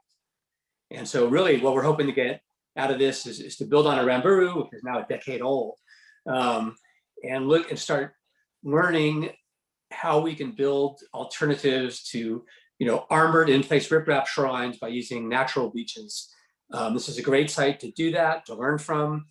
There's some bells and whistles in the grant that also extend beyond the project boundary. Like Linda mentioned, we have a very big reference site part of the project where we're going to sort of learn and collect data from other sites that we're going to use to sort of start on building what I hope is a Bay Beach design manual that we can get out there to the private consulting firms and others. So we start building that body of experience and knowledge of how to build these things cost effectively. The other thing we've added post the original grant, but we're doing it in the grant, is having Richardson Bay Audubon help us with an evaluation of the impacts of beaches on shorebirds.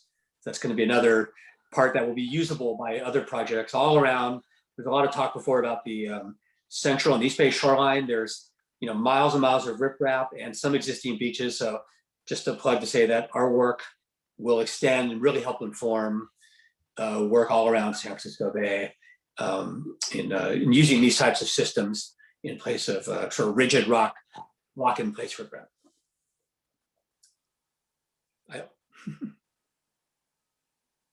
Thank you, Roger. Other questions for Linda or Roger on this project? Director Holman. Yeah, thank you for bringing this forward. It's like a really terrific project, and I do have a couple of questions. The riprap and the coarser material that's in the foreground photographs in Exhibit 3. What's anticipated that will happen with those materials? Well, we're going to remove as much of the asphalt as we can. You know, there's a lot of asphalt out there that's eroded away. It's in the bay. We're going to pick up as much as we can. We're going to haul away probably the flatter riprap, the concrete pieces, the slabs. We're going to try to reuse some of the other materials, sort of a backstop where we can. That'll all be worked out during final design. Exactly. But I'm hopeful that we can break up and use some of the non-deleterious materials as a cost effectiveness factor. But certainly all the deleterious materials we're going to off-haul. Okay, and thank you for that. And then also, because of our type, of course, so will any of that capture happen in the bay itself, because there's materials in the bay that have eroded into the bay? Will any of that be captured as a part of this or not?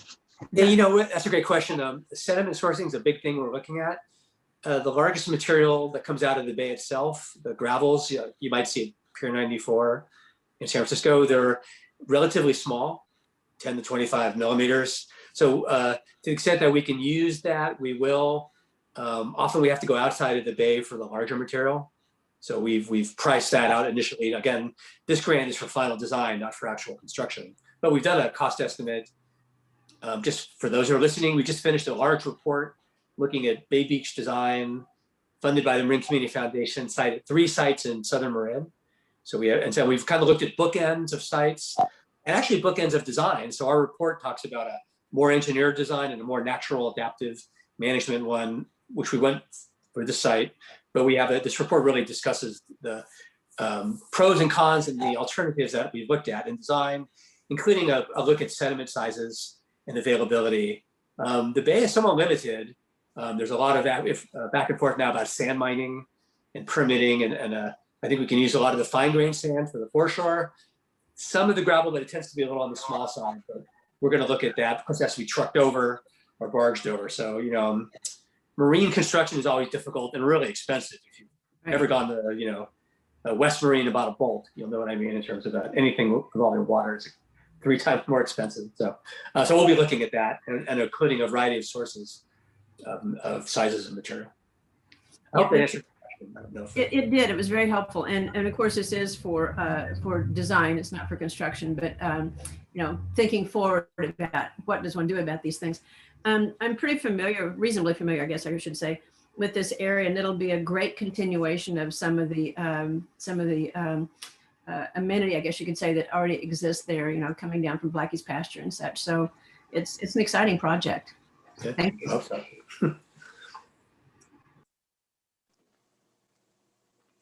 Other questions? This is Susan Gorin. I don't really have a question, but I just wanted to say thank you so much for this. I think there are many areas around the bay that have riprap, and always looking for great ways to reuse the riprap. And so I would be interested in, when you finally complete your design and start your construction, what are your suggestions? How are you going to reuse that material? So thank you so much.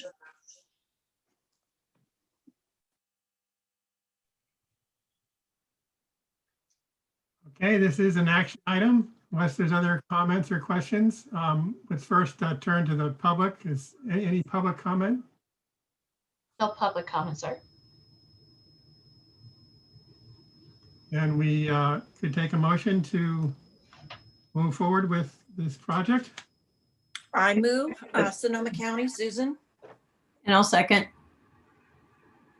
Moved by Gorin and seconded by Holman. We'll take the vote, roll call vote.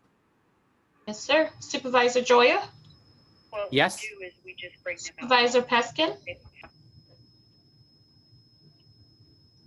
Thank you. Here. Director Holman? Yes. Councilmember Hahn? Yes. Councilmember Lieber, Aye. Supervisor Gorin, Aye. Chair Pine. Aye. This motion passes. And I am Agenda- back. My apologies. I just had to run upstairs. Aye. Okay, thank you. This agenda item is approved. Thank Thank you, you. Ann. Thanks, Roger. We'll now turn to two projects in the East Bay, the first being the Coyote Hills Restoration and Public Access Project. And I believe Shalini Kanan, if I'm pronouncing that right, will present. Shalini, yes. Let me just share my slides. Can you see that? Yes. Yes. Great. Good afternoon, Chair Pine and members of the board. My name is Shalini Kannan, and I'm here to recommend that the Restoration Authority authorize disbursement of up to $3,500,000 to the East Bay Regional Park District to implement habitat restoration and public access improvements on a 205-acre portion of the Coyote Hills Regional Park expansion in the city of Fremont, Alameda County. This project will implement the design and planning work funded by the authority in December 2019. Coyote Hills Regional Park is well known and loved by the public. The project is an expansion directly east of the existing park.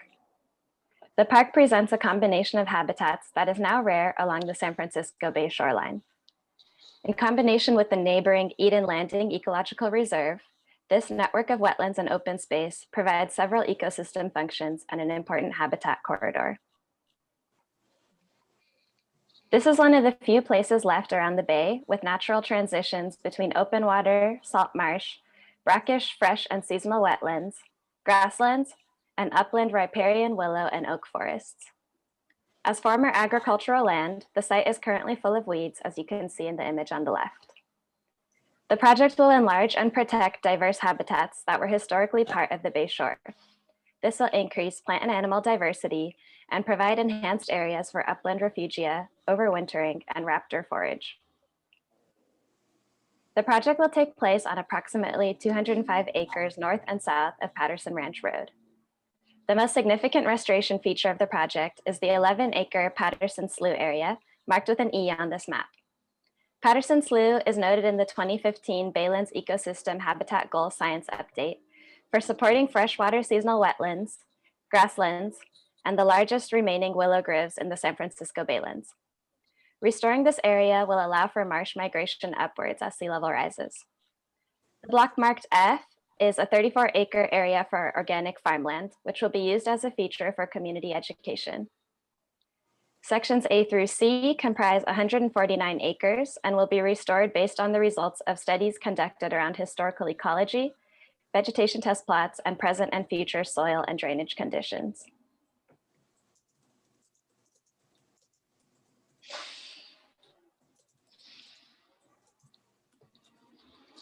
Public access features will make up about 11 acres of the project. The map on the left shows the trail plan. The San Francisco Bay Trail and the Alameda Creek Trail already converge on site. The project will provide a destination node for them and will install over 4 miles of trails, which will include wildlife overlooks, such as the one shown in the rightmost image. Funds will also go towards construction of parking lots, restrooms, picnic areas, interpretive exhibits, and an outdoor classroom. The image in the center shows an improved intersection and parking lot that will be built at the new park entrance on Paseo Padre Parkway. East Bay Regional Parks plans to begin construction in summer 2022 and will provide long-term operations and maintenance using their general fund. Funding this project is an opportunity to restore some of the Bay's last remaining natural habitat transitions while expanding and improving a popular park for the public. I'll now introduce Chris Barton and Katie Hornbeck, representatives from East Bay Regional Parks District, who are on the line to help answer questions. Thank you. Thank you.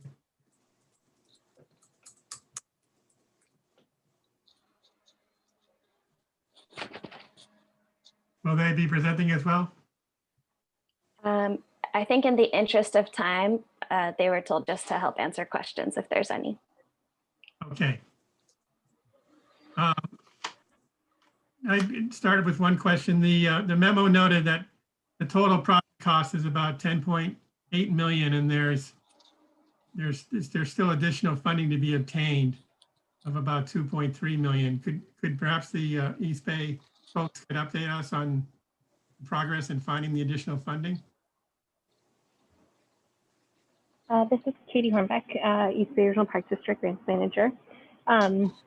Yeah, we have a few applications that we have submitted that are pending, and we know we are planning to apply for a few more grants as well. So we'll know probably in the next few months a better sense of how close we are to project funding just based off of grants. And then after that point, we can go to our board for appropriation of funds that short, that we don't have secured by grants from either Measure WW or our general fund. I see. Thank you. Other questions?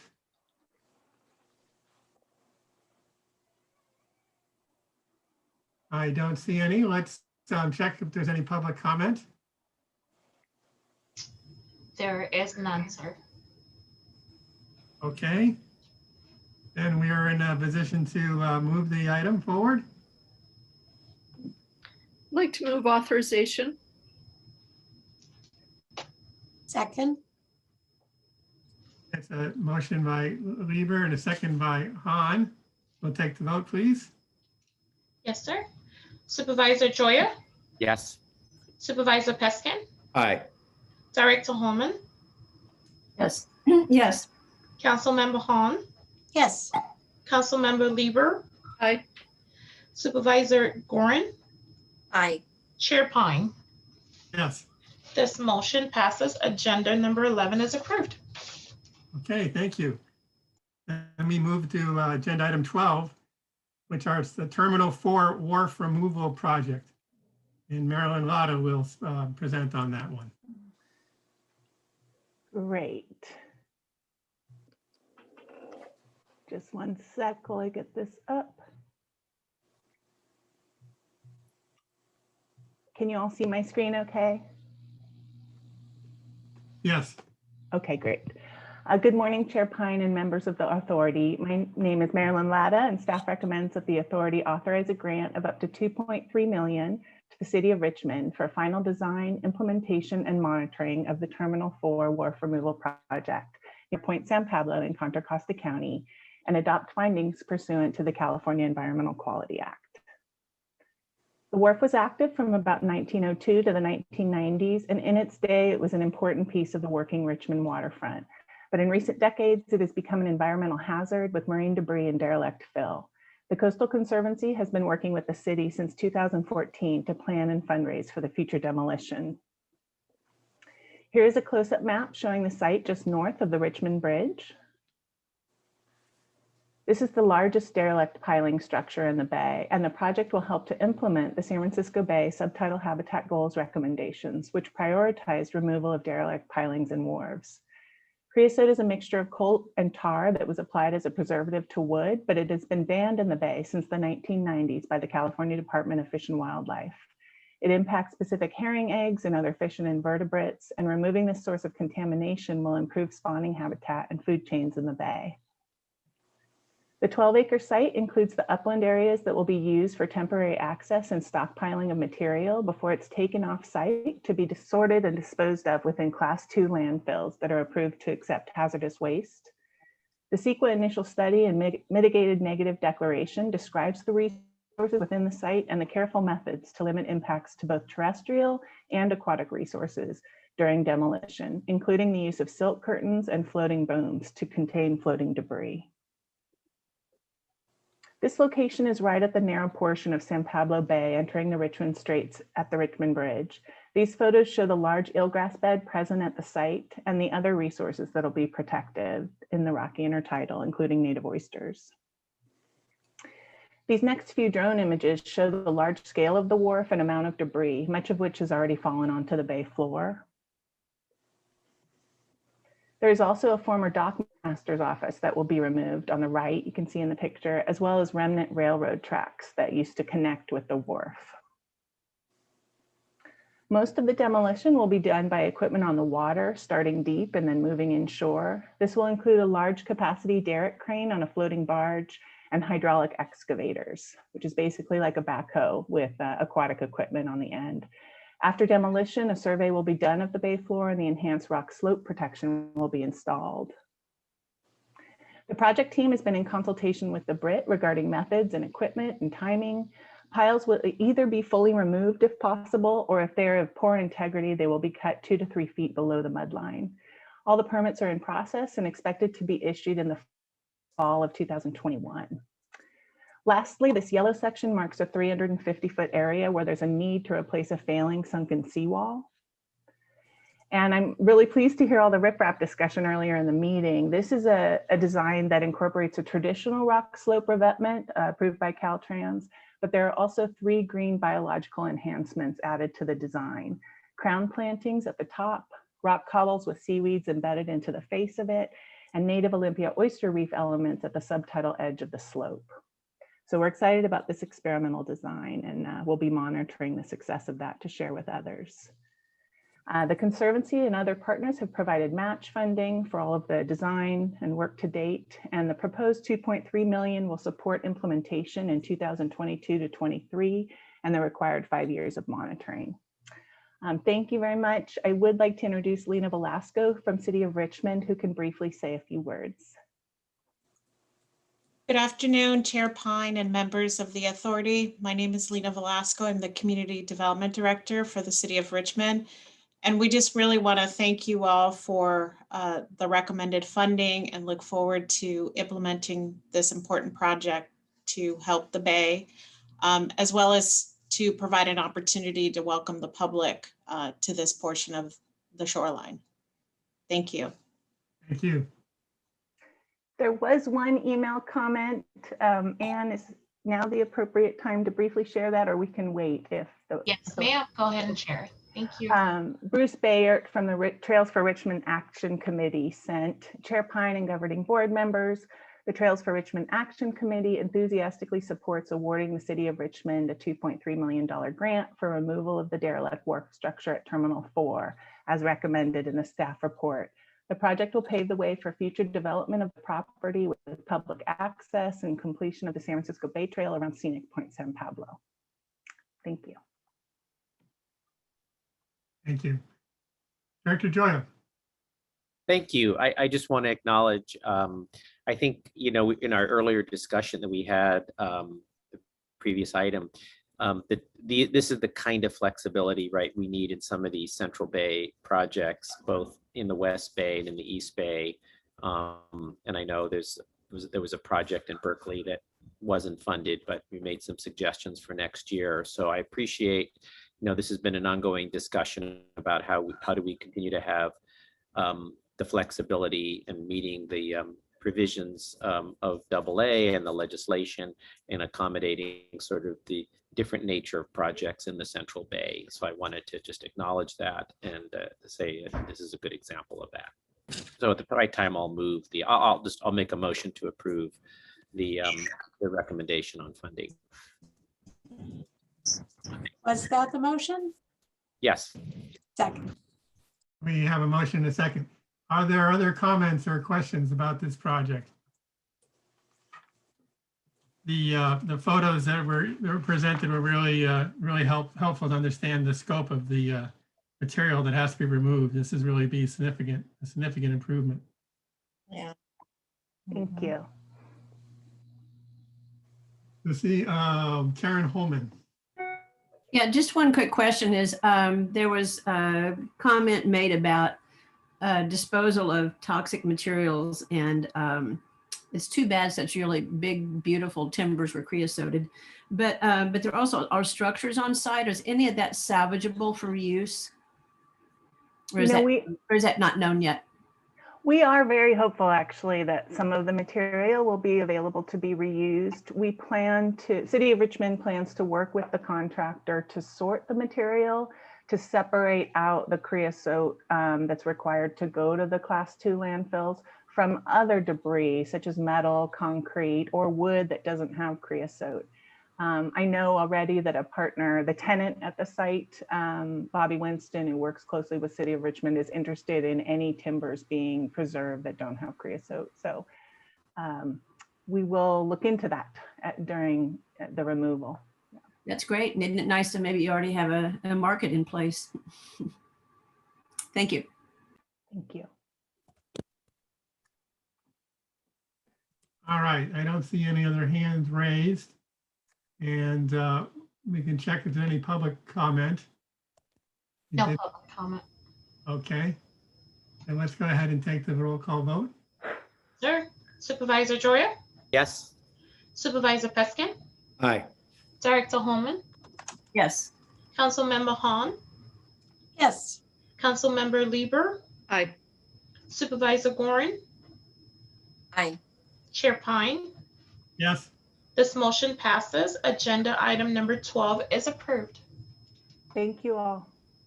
Thank you. Thank you for the presentation today. Okay, we're moving to the West Bay and item 13, which is about 2 miles from where I sit, the Burlingame Shoreline Park Project. Natasha Dunn. Thanks, everyone.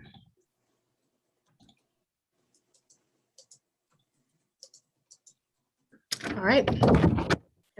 Can you see my screen? Yes, we can. Great, thank you very much. Good afternoon, Chair Pine and members of the authority. My name is Natasha Dunn. I'm a project manager for the Restoration Authority and a staff for the San Francisco Estuary Partnership. Staff recommend authorizing disbursement up to $500,000 to the Sphere Institute to conduct site studies and community engagement, prepare detailed plans and detailed designs, prepare regulatory permit applications and environmental review documents, and prepare a long-term lease application for the Shoreline Park Burlingame project, which will transform a 9.4 acre vacant parcel of state-owned bayfront land into a public nature and recreation park, and will include restoration of approximately 3 to 3.5 acres of tidal marsh and transition zone habitat along the shoreline in San Mateo County. The site and surrounding land were created around 1960 by illegal placement of approximately 150 acres of fill into the San Francisco Bay by the Anza Corporation. Following a lawsuit, the land was divided between the Anza Corporation and the California State Lands Commission. The parcel is now owned by the State Lands Commission and was never developed. In 2017, the state received proposals from developers to turn the parcel into a hotel. Sphere and the San Mateo Resource Conservation District proposed a partnership to develop a public nature-based park instead. As you can see from photos here, the project site is currently fenced off and the Bay Trail is in some amount of disrepair, and it also provides relatively poor habitat for wildlife due to the dominance of weedy ruderal habitat and the absence of native trees and shrubs. The project will restore approximately 3 to 3.5 acres of tidal marsh and transition zone habitat in one of the few remaining suitable locations along the city of Burlingame shoreline, which is pretty heavily developed. It will also create much needed access to nature and park amenities for the public. Initial community engagement has already begun with input from diverse stakeholders, including regulatory agencies, kayak and kite surfing clubs, private companies, and local community groups and citizens. The project is a public-private partnership between Sphere and the San Mateo RCD and involves close collaboration with the City of Burlingame, the State Lands Commission, the Bay Restoration Regulatory Integration Team, and others. Project benefits will include restoring tidal marsh and marsh upland transition zone habitat, demonstrating an innovative nature-based approach to sea level rise resilience, advancing educational opportunities for the community, including an education center, and providing an improved section of the Bay Trail and Water Trail with site amenities for recreation. Thank you for your attention. And in the interest of time, I'm not having my grantee applicants speak, but I do have Greg Borrow and Will Johnson here from Sphere to answer any project-specific questions. Okay. Thank you for the presentation. This is really an exciting project, and it's really, novel in so many respects. I mean, to begin with, of course, the land that is going to be restored was, not originally there. It's all the bay fill from the the early 60s. So kind of, restoring something or enhancing bay fill that was illegally dumped. And of course, this partnership between the nonprofit sphere and our resource conservation district is quite unique. So a lot of good things about this project. One comment I would make, I guess, to the applicants is that there's a lot of work going on now along the Burlingame coast, the Burlingame shore, thinking about responses to the future sea level rise. And Burlingame, along with the new San Mateo County Flood and Sea Level Rise District, is trying to come up with certain sea level rise assumptions, which would apply throughout the Burlingame shoreline. And I would hope that you could coordinate with them when you're doing your planning on sea level rise. Just a request, if I might. This is Will Johnson. Absolutely. We've spoken with, I think, McKenna at the One Shoreline Project before. It looks like this section of Bayfront is going to be the second phase of their work, but we're keeping in touch with them, and the project amenities are sited at the correct elevation to be resilient to 100-year storm surge, 2100 level. Thank you. I appreciate that. Mm-hmm. Continue that dialogue. Absolutely. Other comments or questions? Any public comment, Ann? Yes, sir. We do have one public comment from Linda. Promoting to panelists.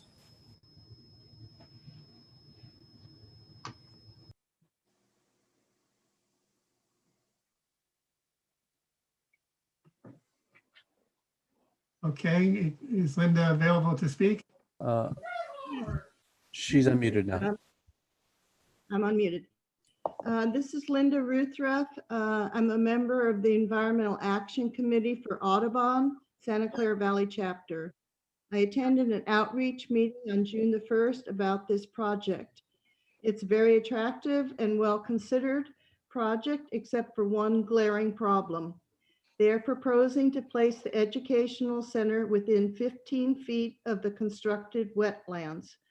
This should trigger the use of the highest quality of bird-safe design, yet they are proposing to use Freddy glass only on the upper half of the glass.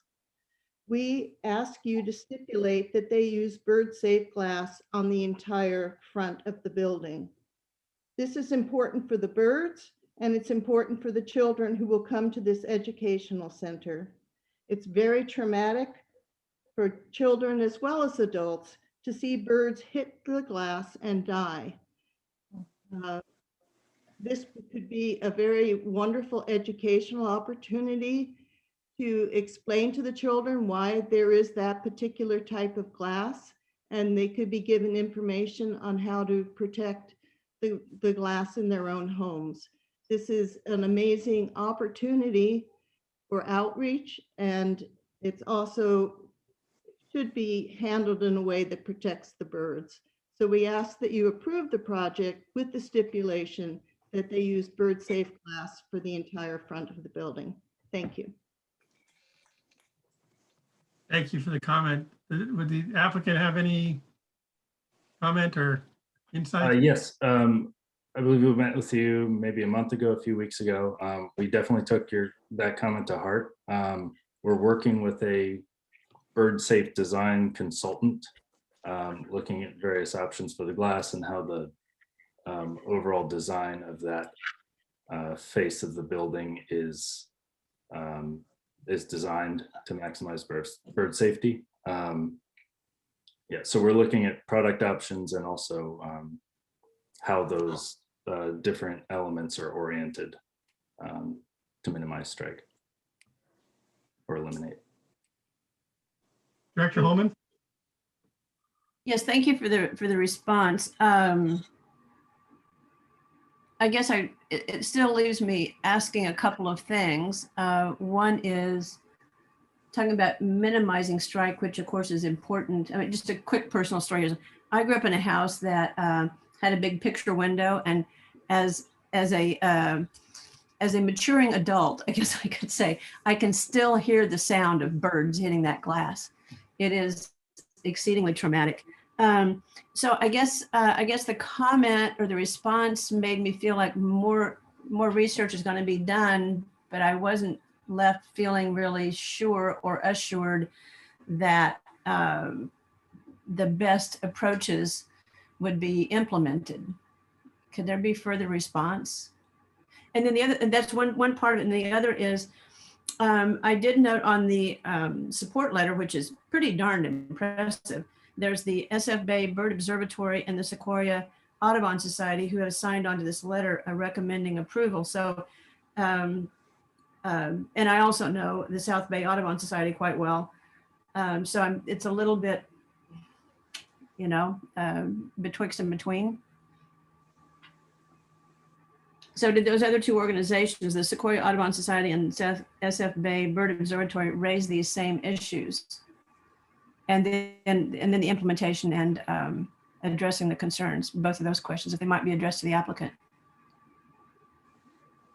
Yes, I think this will be definitely an ongoing design iteration conversation with these organizations and our consultants. I can't speak to the exact design now because our designers are working on this at the moment, but we're fully committed to coming up with the safest absolute design. Okay. That's helpful to hear. I'm not the design expert on this subject, but I trust that our consultants certainly are. Okay, I appreciate hearing that commitment, though. That's helpful and reassuring. Thank you. Okay, any other comments? You know, I would like to move that we approve the item. I don't feel comfortable, you know, stipulating the exact design solution for the bird issue. I'm glad that it's been raised. I think that it probably needs you know, further work. So I will move approval of the item as presented. So I'll second. And would you feel comfortable if I did add an amendment that just said that that the applicant would design for the best possible bird safety features? Yes. Okay. All right. Good. So there's a motion on the floor and a second. Do we have any further public comment? No, sir. And let's go ahead and call the roll call vote. Okay, yes, sir. Supervisor Droyer, Yes. Supervisor Peskin, Aye. Director Holman, Yes. Councilmember Hahn, Yes. Councilmember Lieber, Aye. Supervisor Gorin, Aye. Chair Pine. Aye. This motion passes. Agenda number 13 is approved. Thank you. Moving to agenda 14, which is the Coma Creek Restoration and Adaptation Project. And Josh Bratt will speak on this. Yes, let me unmute myself. I've been getting a message that my internet is unstable, so I'm probably going to get off the camera. But if you can see my slides. Jan? Okay, great. Thank you, Chairman Pine and board members of the San Francisco Bay Restoration Authority.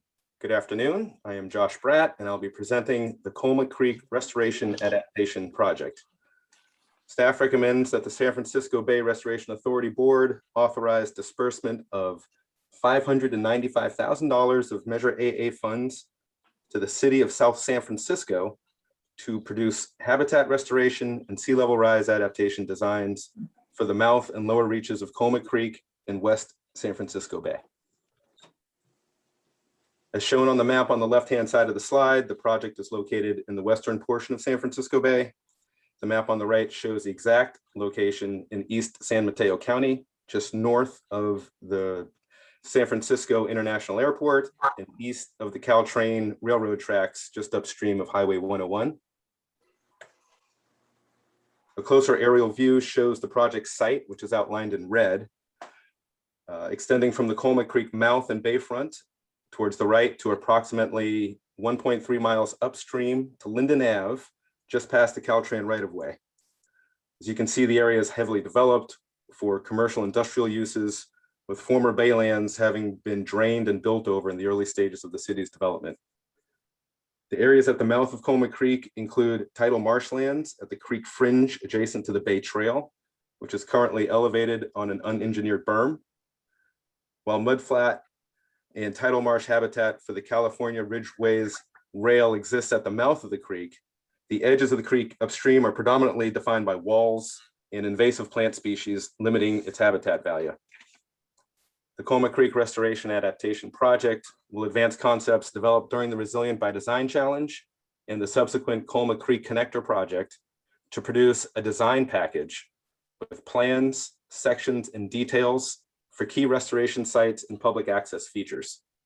The design package will emphasize nature-based solutions for building resilience to sea level rise, flooding, and erosion by reshaping the creek banks within the tidal reaches to expand critical habitat for the Ridgeways rail while increasing creek conveyance capacity and improving public access. For example, looking towards the upstream project limits with the Caltrain Bridge in the background, here the existing creekway has little habitat value and no public access. At this location, the design approach is to remove the existing channel walls, lay back the banks, and add native plantings and public access. In cross-sectional view, the proposed design at this reach shows the elimination of the north bank wall and setback of the southern wall to allow for expansion and creation of natural creek banks for improved habitat, added capacity in the channel to reduce flood risk, and create space for trails and other public access opportunities along the corridor. Towards the mouth of the creek, there's a segment of Bay Trail on unengineered berm, which runs along the stretch of this marginal habitat right here. The design team will develop plans for improved baylands habitat at the mouth of the creek with a lowered Bay Trail and expanded public access opportunities, including a San Francisco Bay water trail access for launching kayaks and other small non-motorized craft. The nature-based design approach is new to this particular area, so the project also includes ongoing public outreach and engagement to align stakeholders on the feasibility and multiple benefits of the project. One strategy for hands-on engagement will be piloting a temporary plant nursery on the shoreline to grow native species for planting during the future implementation phase. Thank you for your time. Christina Fernandez from the City of South San Francisco is also on the line to answer any questions or concerns you may have, but there are no prepared statements. Thank you so much. Thank you, Josh, and for your presentation. This is a very exciting project in that it really looks at the Coma Creek in such an entirely different way. I mean, for decades and decades and decades, it's all been about channelizing the creek. And this envisions a very different approach to the creek edges. And that combined with additional public access is, really significant for this project. We'll check to see if there's any public comment. There are none. And I don't see any comment, any hands raised from my colleagues. So I'll go ahead and move the item forward. All right. Thank you. Second. The second by Lieber. The roll call vote, please. Yes, sir. Supervisor Joya? All right. Supervisor Peskin? Aye. Director Holman? Yes. Councilmember Hahn? Yes. Councilmember Lieber? Aye. Supervisor Gorin? Supervisor Gorin? Oh, you're muted. Sorry. Okay, sorry. Aye. Thank you. Chair Pine? Aye. All right, this motion passes. Agenda number. I'm sorry, I'll register yes vote. I apologize. So yes. Okay, thank you. Thank you.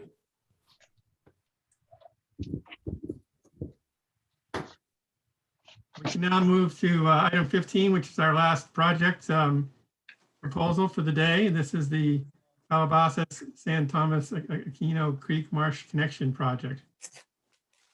Thank you, Chair Pine. And I think the host is going to share my slides.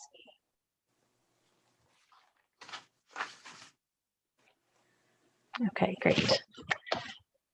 Good afternoon, Chair Pine and Restoration Authority board members.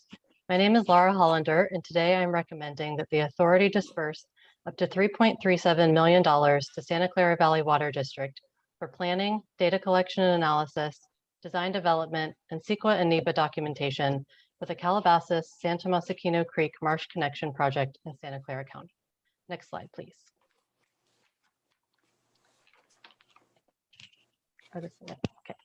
The project is located at the interface of the Don Edwards San Francisco Bay National Wildlife Refuge and the city of San Jose, where the Calabasas and San Tomas Aquino creeks flow adjacent to a group of former salt production ponds. Next slide, please. Historically, these two freshwater creeks carried water from Santa Clara Valley watersheds to freshwater wetlands and tidal marsh along the shoreline of San Francisco Bay.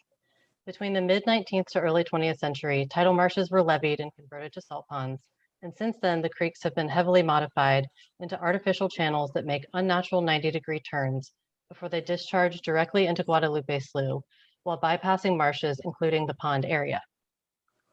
This group of salt ponds, known as the Pond A8 complex, is now being restored to tidal marsh as part of the South Bay Salt Pond Restoration Project. Next slide, please. The channel modifications of the two creeks, especially the sharp angle realignments, restrict water and sediment flow and contribute to bank erosion, increasing flood risk. As a result, valley water regularly needs to dredge accumulated sediment to manage flooding. Next slide. The project will remove these sharp creek bends and restore connections between the creeks, tidal marsh, and bay by redirecting the two creeks through existing marsh and into the Pond A8 complex, and breaching the levees at several locations to restore tidal action, allow sediment transport, and introduce freshwater input from the watershed to the estuary, supporting tidal marsh restoration. The project will aid establishment of marsh habitat and repair corridors for fish and other wildlife, will add flow capacity to the creeks to reduce flood risk to the surrounding cities, and will also increase public access with trail improvements. Next slide, please.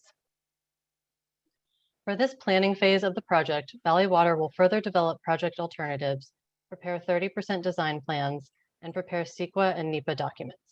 Funding will support baseline monitoring and scientific studies to inform planning and design, providing necessary data to understand hydrodynamics, sediment transport and supply, water quality, and to identify potential project impacts to fish and other wildlife. Next slide, please.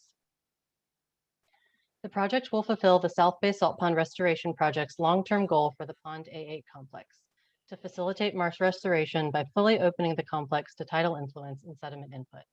The South Bay Salt Pond Restoration Project Management Team has been very involved in the planning for this project to date.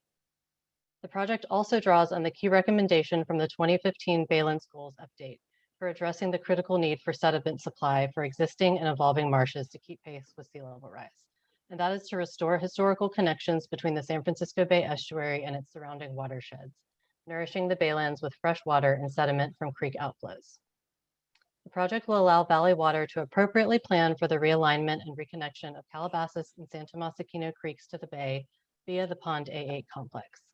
Repairing natural landscape transitions from freshwater creeks to the bay via tidal marsh will help restore ecological functions that have long been lost in South San Francisco Bay.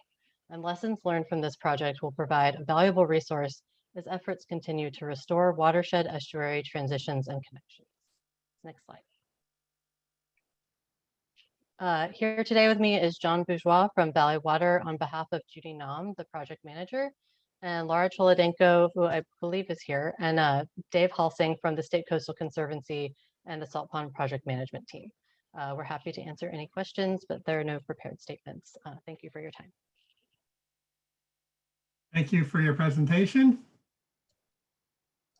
I'll turn to my colleagues for questions.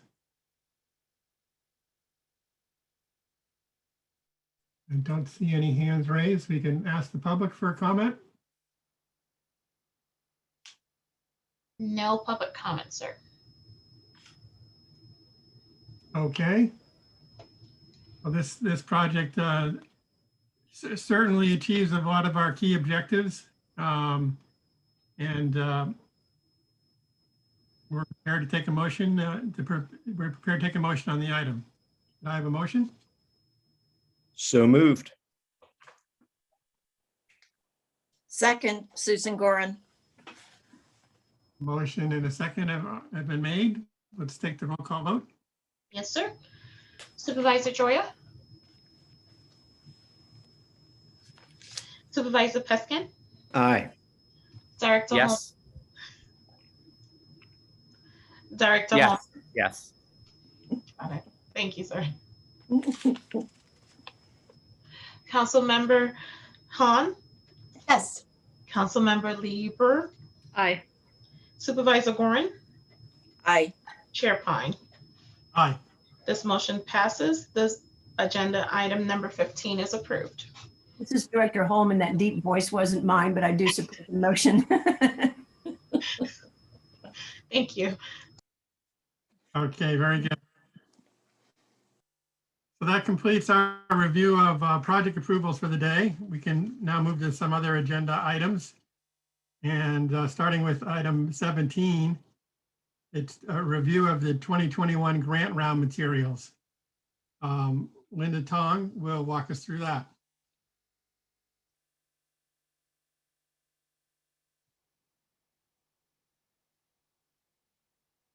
Oh, hi. Hi again. Please give me 1 second.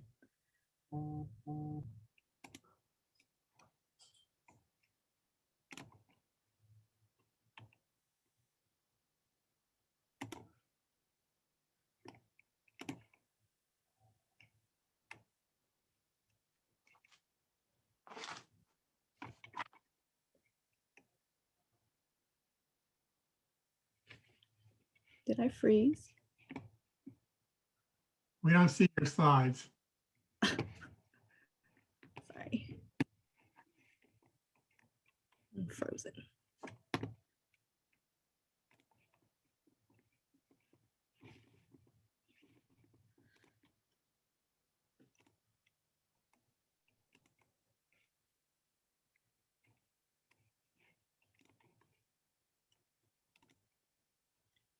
Share your slides. Oh, okay. Thank you. Good afternoon, everyone. Staff recommends the authority authorize the release of the 2021 grant round materials in substantial conformance with the drafts shown in Exhibits A, B, and C to Resolution 79 in your board packet materials, item 17.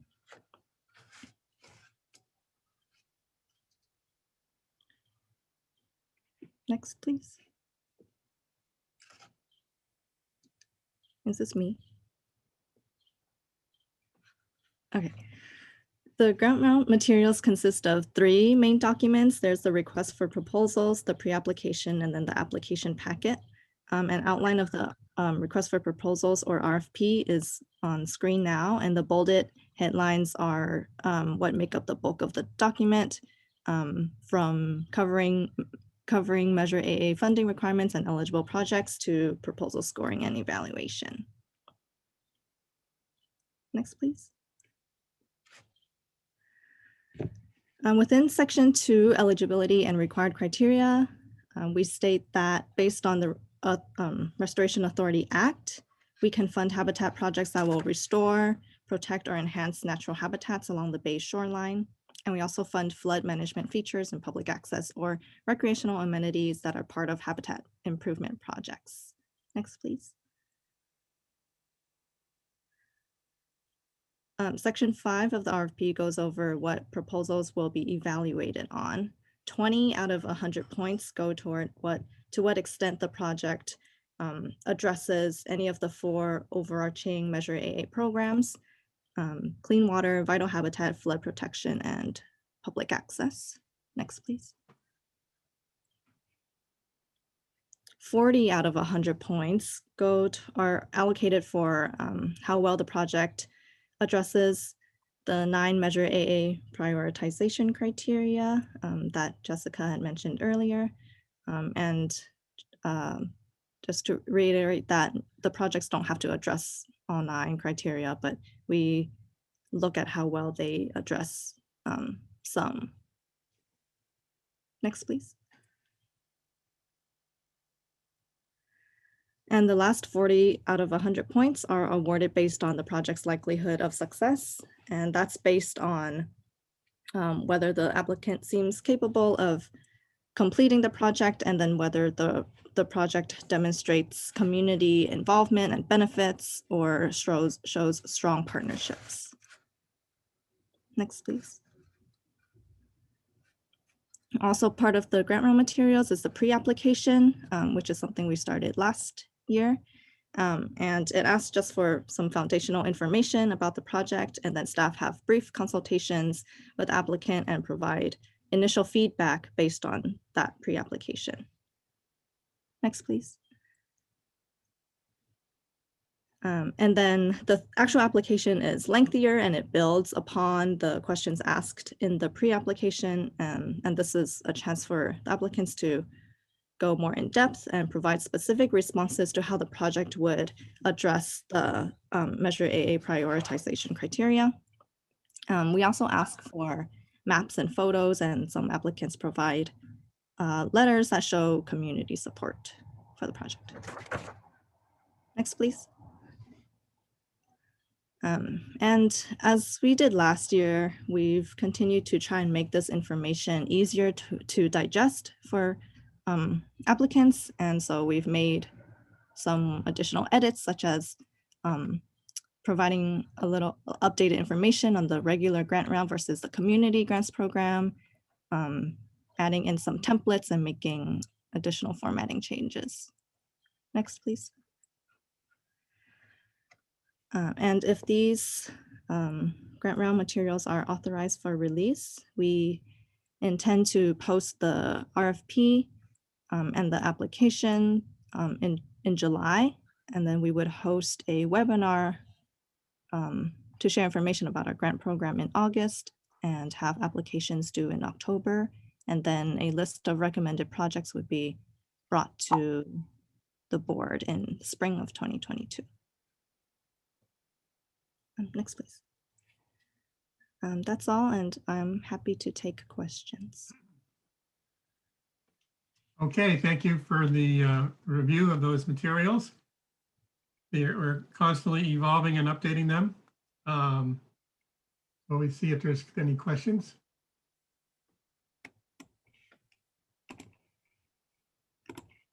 I don't see any today. This is an action item, so we'll check to see if there's any public comment. No public comment, sir. All right. Then we're in a position to take action on resolution number 79, authorizing the release of the SF Restoration Authority's 2021 grant round materials. Susan Gorin, moving resolution. Thank you so much for your work on this. Second. And a second by Joya. We'll take the vote, please. Yes, sir. Supervisor Joya? Yes. Supervisor Peskin? Aye. Director Holman? Yes. Councilmember Hahn? Yes. Councilmember Lieber? Aye. Supervisor Gorin? Aye. Chair Pine? Aye. This motion passes. Agenda number 17 is approved. Thank you, Ann. We move next to item 18, which is the 2021 annual review of the Bay Restoration Regulatory Integration Team work. So I believe Amy Hutzel will walk us through the annual report. Yes, and I have a couple guests with me, so I'll introduce them in a second. And before we dive into the Brit, I did just want to acknowledge I'm super sad to see Sam go and still in denial that it's happening. I am happy to support the authority board as interim EO until a new EO for the Conservancy is found. And I know how to reach Sam in many different ways, including ringing his doorbell. So I will take advantage of that, and I just encourage the board members to reach out to me if you ever need anything from me. And as you already stated, and as you saw today, as we all saw, this is a fabulous set of staff. And I see no difficulty with managing this group of staff and continuing to move great projects forward. So with that, I'm going to dive into the annual report on the BRIT. And could we go to the next slide, please? So this is our second report. The BRIT kicked off in August of 2019, and we did the first report to the board, the 6-month report, in May of 2020. So this is our second report, and we will continue to bring annual reports to the board in the May-June timeframe. There's a 15-page memo that was attached to the agenda, and this year, thanks to the BRIT staff and thanks to Taylor, it has some very nice maps and graphics in it, so a little friendlier report to digest. I would say, the bottom line is that the BRIT is operating really well, is very responsive, very focused on customer service. We have a great set of projects for the BRIT to work on. We do calls for projects every 6 months. We just did another call and got a handful of new submittals. So yeah, really fabulous work program for the BRIT. There are challenges so far with meeting the performance measures in terms of timeframes for the first 4 projects that were permitted. 3 of those projects did not have the advantage of the pre-application consultation process. So we are assuming that will help with the next tranche of projects. I think also applicants, if they are not coming up against deadlines to get to construction, then those timeframes and the performance measures are not necessarily important or critical to the applicant. So they might not be super responsive in terms of getting back to the BRIT with information in response to requests.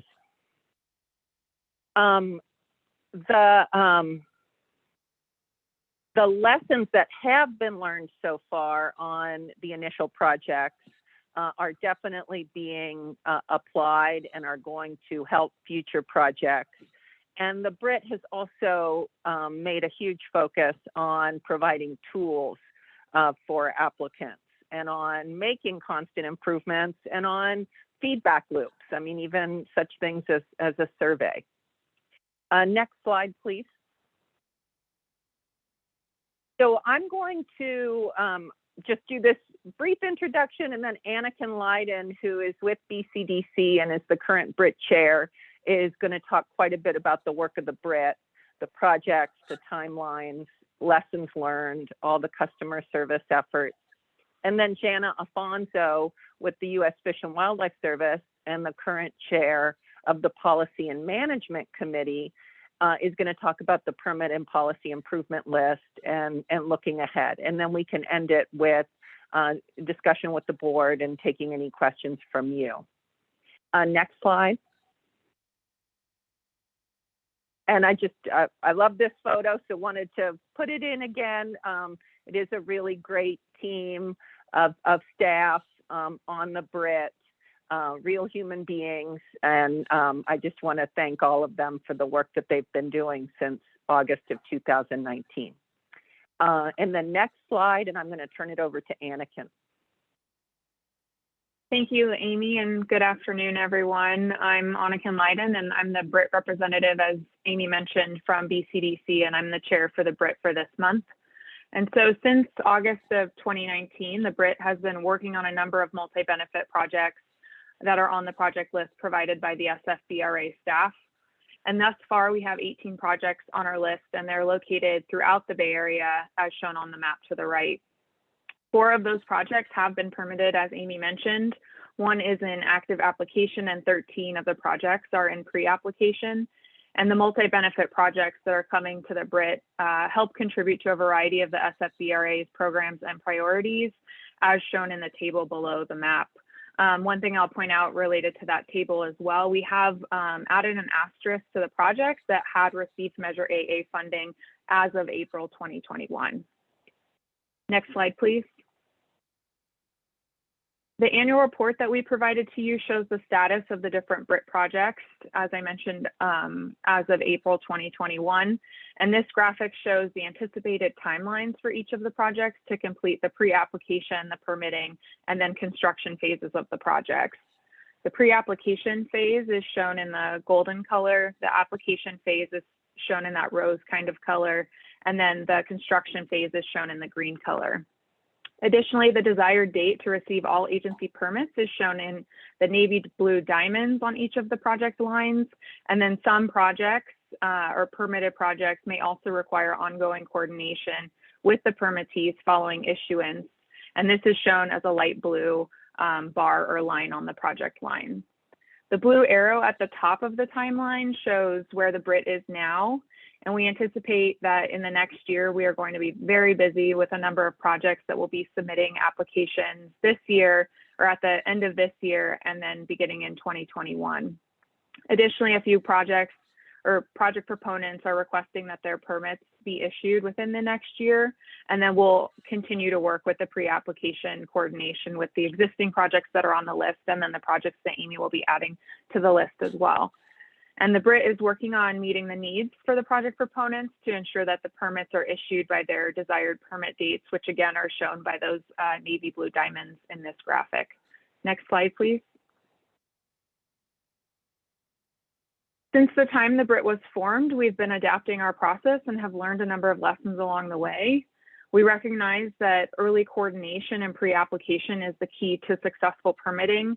Many of the projects that are coming before the BRIT are complex. They have complicated designs that may have a variety of impacts. Early coordination allows the BRIT to provide guidance on project designs, permitting strategies, and to also gain an understanding of the project details, all of which help make the permitting process easier. As of April 2021, the BRIT has held 34 pre-application meetings with project proponents, and there have also been additional post-application meetings as needed. And we've kind of summarized some of those figures or numbers in the graphic to the right of the slide. Bringing in additional expertise during the pre-application phase is also highly valuable. Some projects require input from experts outside of the BRIT, and we have worked to coordinate with other interagency groups around the Bay Area and agency staff as needed to provide feedback to project proponents early so that they can incorporate this feedback into their designs and planning processes. Additionally, the BRIT has met with and participated in a number of interagency meetings aimed at making the restoration permitting process more transparent and efficient. We also recognize that providing coordinated comments and feedback to project proponents helps guide them during their design and permitting phases. This can highlight common issues for the agencies or where there may be issues that remain to be worked out. Because the BRIT members work so closely and we understand each other's mandates and regulations, we're also able to avoid providing conflicting guidance and provide more succinct feedback.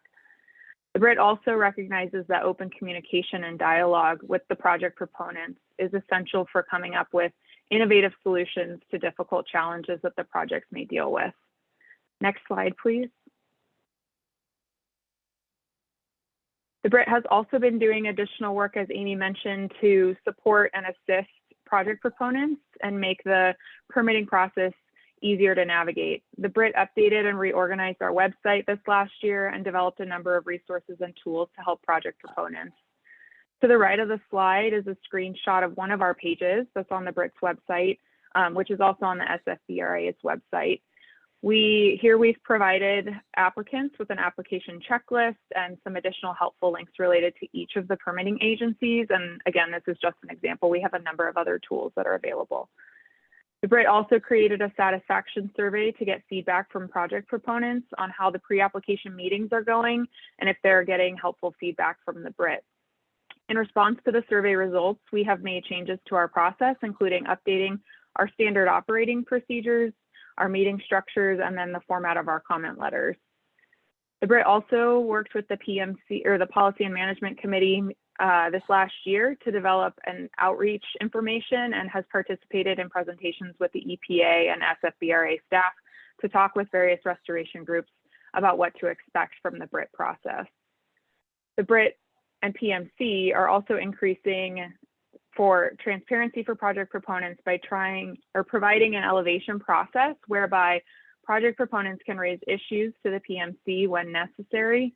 And additionally, we have the policy improvement list that Jana's going to talk about next, where the public can see the different issues that the agencies are working through to improve the permitting process for habitat restoration projects. And again, both of these process documents are also available to the public on the website. And with that, I'll turn it over to Jana. I think we can go to the next slide. Thanks, Anakin and Amy. My name is Jana Afonso, and I am the current Policy and Management Committee Chair until later this year. I'm with the U.S. Fish and Wildlife Services San Francisco Bay Delta Fish and Wildlife Office in Sacramento.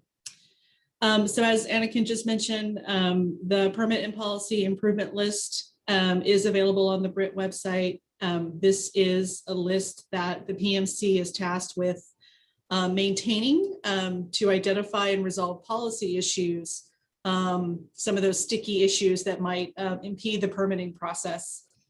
You may remember the list from last year. It has been updated this year. And importantly, we've actually worked on categorizing the items on the list a little bit, fleshing them out a little bit more. So we've broken it out into 4 categories. The first one are issues that are being addressed currently this year. Those include fill for habitat, as well as the project proponent guidance tools that Anakin mentioned that are currently being developed to help project proponents, give them a source of information to help with developing permit applications. The second category includes issues that are being addressed in the next 1 to 3 years.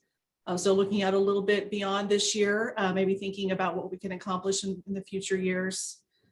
The third category includes issues and initiatives requiring further development. So looking even further out, we don't really have a time frame for that third category.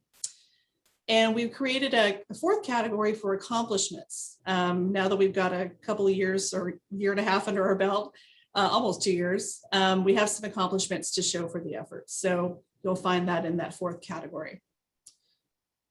And just a reminder, there is a commitment on the part of the PMC to implement at least one of these initiatives on this list annually. Next slide. So in terms of looking ahead, of course, we've all been affected by COVID, and the BRIT is no exception. During the pandemic, the BRIT has made good use of virtual tools to continue to collaborate effectively. As of just recently, and things are changing as we speak, but most of the BRIT is now able to attend site visits again, and very much looks forward to meeting with each other as well as project proponents when it's safe to do so. Very excited about that. In terms of workload, Anakin mentioned, as she showed on a previous slide, we're expecting the next year, 2022, to be a very busy year in terms of workload with projects, which is great. The Restoration Authority put out another request for new in May. Many projects on the list looking ahead from now into 2022. Based on pre-application materials submitted, it is anticipated that many projects will advance through that all-important, that pre-application phase to the application and permitting phase. Communication is absolutely key. That's been something Anakin mentioned and Amy as well. That early coordination and that pre-application phase we're finding is extremely important to project success. The rapport built with consultants and project proponents that have undergone the BRIT process once and have returned with subsequent projects, we're hoping are expected to improve the permitting process now that they understand the process a little bit better and able to utilize the tools that the BRIT has developed. So speaking of those tools, the BRIT has already created several tools to ensure that applications submitted are thorough and complete, and feedback mechanisms exist to continue to respond to the needs of the restoration community. And the BRIT will continue to refine those tools, and as well as maybe additional tools, and look for new opportunities. Next slide. I think we're turning it back to Amy. Great. Yeah, and I just, open it up for discussion. I just want to say one of the first projects permitted was 900 Innis, and yesterday was the groundbreaking at 900 Innis. So, between the funding that the authority provided to that project and then the support through the BRIT, we're able to really benefit these multi benefit projects, and just to make the board feel especially good about the work they were handing out at the event. The A. Philip Randolph Institute, information about construction training for local residents. So, just a project that is accomplishing so much, and that we've been able to support with money and with permits. Thank you. And David, if you don't mind, Amy, while we're on that subject, did the PLA that is required under this get entered into for 900 Innis for our $5 million? Yes, it is my understanding that that the city of San Francisco did a PLA for 900 Innis. Got it. Thanks. Thank you for the very thorough update and the report that you've provided to us. The BRIT is certainly, an incredibly innovative and important initiative, and it's glad to hear that we're, making a lot of good headway with it. I saw a couple of hands raised. Sophie, Director Hahn. Yeah, thank you very much. I just want to say, as a new member of this board, that this initiative is absolutely brilliant. So important. It is kind of operational and nitty gritty, but it is just a huge accelerant for the success of these projects. I couldn't help but notice that all of the representatives of the different permitting agencies were women. I'm betting you didn't see a picture like that even 20, maybe even 10 years ago. And that was also a moment of pride. And I'm just so delighted to see some of the faces. I look forward to meeting the people involved. And I really want to commend, I don't know exactly who was involved in making this happen and having the idea. I would imagine it's some of the people who've been involved from the very beginning with all these great initiatives, but I want to thank them. And it's very inspiring. So thank you very much. Thank you, Director Hahn. Well said. Director Peskin, did you have another question or comment? No, I don't. Okay. No, I had one question about this pre-application period seems to be so critical. Is there a typical timeline for that, or does that really vary tremendously depending on the project? I think it varies tremendously depending on the project. And I would also say that the regulators don't have a lot of control over when a project is going to be ready to actually go to construction. So, you know, the regulators can do what they can when they have, you know, all the information in hand to move the permitting process forward. But there are so many other things at play in these projects, like real estate issues and raising all the necessary funding and, you know, major infrastructure that goes through project areas. So lots of different things. The permitting is obviously a critical part of the whole puzzle. But yeah, different projects are going to take different amounts of time to go through pre-application. I do think starting the pre-application consultation with the regulators early is very helpful. So if that means it's, you know, multiple years of kind of touching base on during that pre-application consultation, then that might be needed. But getting in early so that the projects don't get too far down the path with things that are very challenging for the regulators. I see. Okay, thank you. Can I add one thing to that too, Amy? The BRIT has been encouraging project proponents to kind of use the BRIT when needed, and we have been suggesting that good times to come back to the BRIT are when they have major project milestones, they're reaching a certain plan set design, there's changes that they've made that are significant from the last version of the project that we've seen, and then also encouraging them to come to us right before they're getting ready to submit their permit applications to make sure that there's no issues and you know, that they're prepared to do that and that they've kind of gone through the application checklist to make sure they can submit as much as possible to have kind of as close to complete applications as they can when they submit.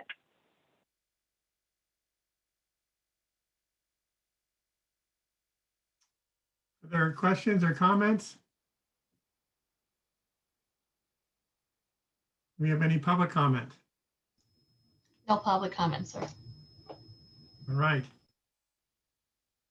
Well, once again, thank you for the presentation, and you know, great to hear that the BRIT is off to such a good start. Thank you. Thank you. Thanks. That moves us to our, I believe, final agenda item, which is the Wetland Regional Monitoring Program preliminary proposal. Thank you. Thank you, Chair Pine. Good afternoon, governing board members. I have the dubious honor of being last on a very exciting, very engaging, but very long agenda. So we'll try to get through this quickly, but I'm really pleased to be able to be here today to talk about the WRMP, the Wetlands Regional Monitoring Program. I'm Caitlin Sweeney. I'm a program manager for the authority and also the director of the San Francisco Estuary Partnership and a key partner in the WRMP.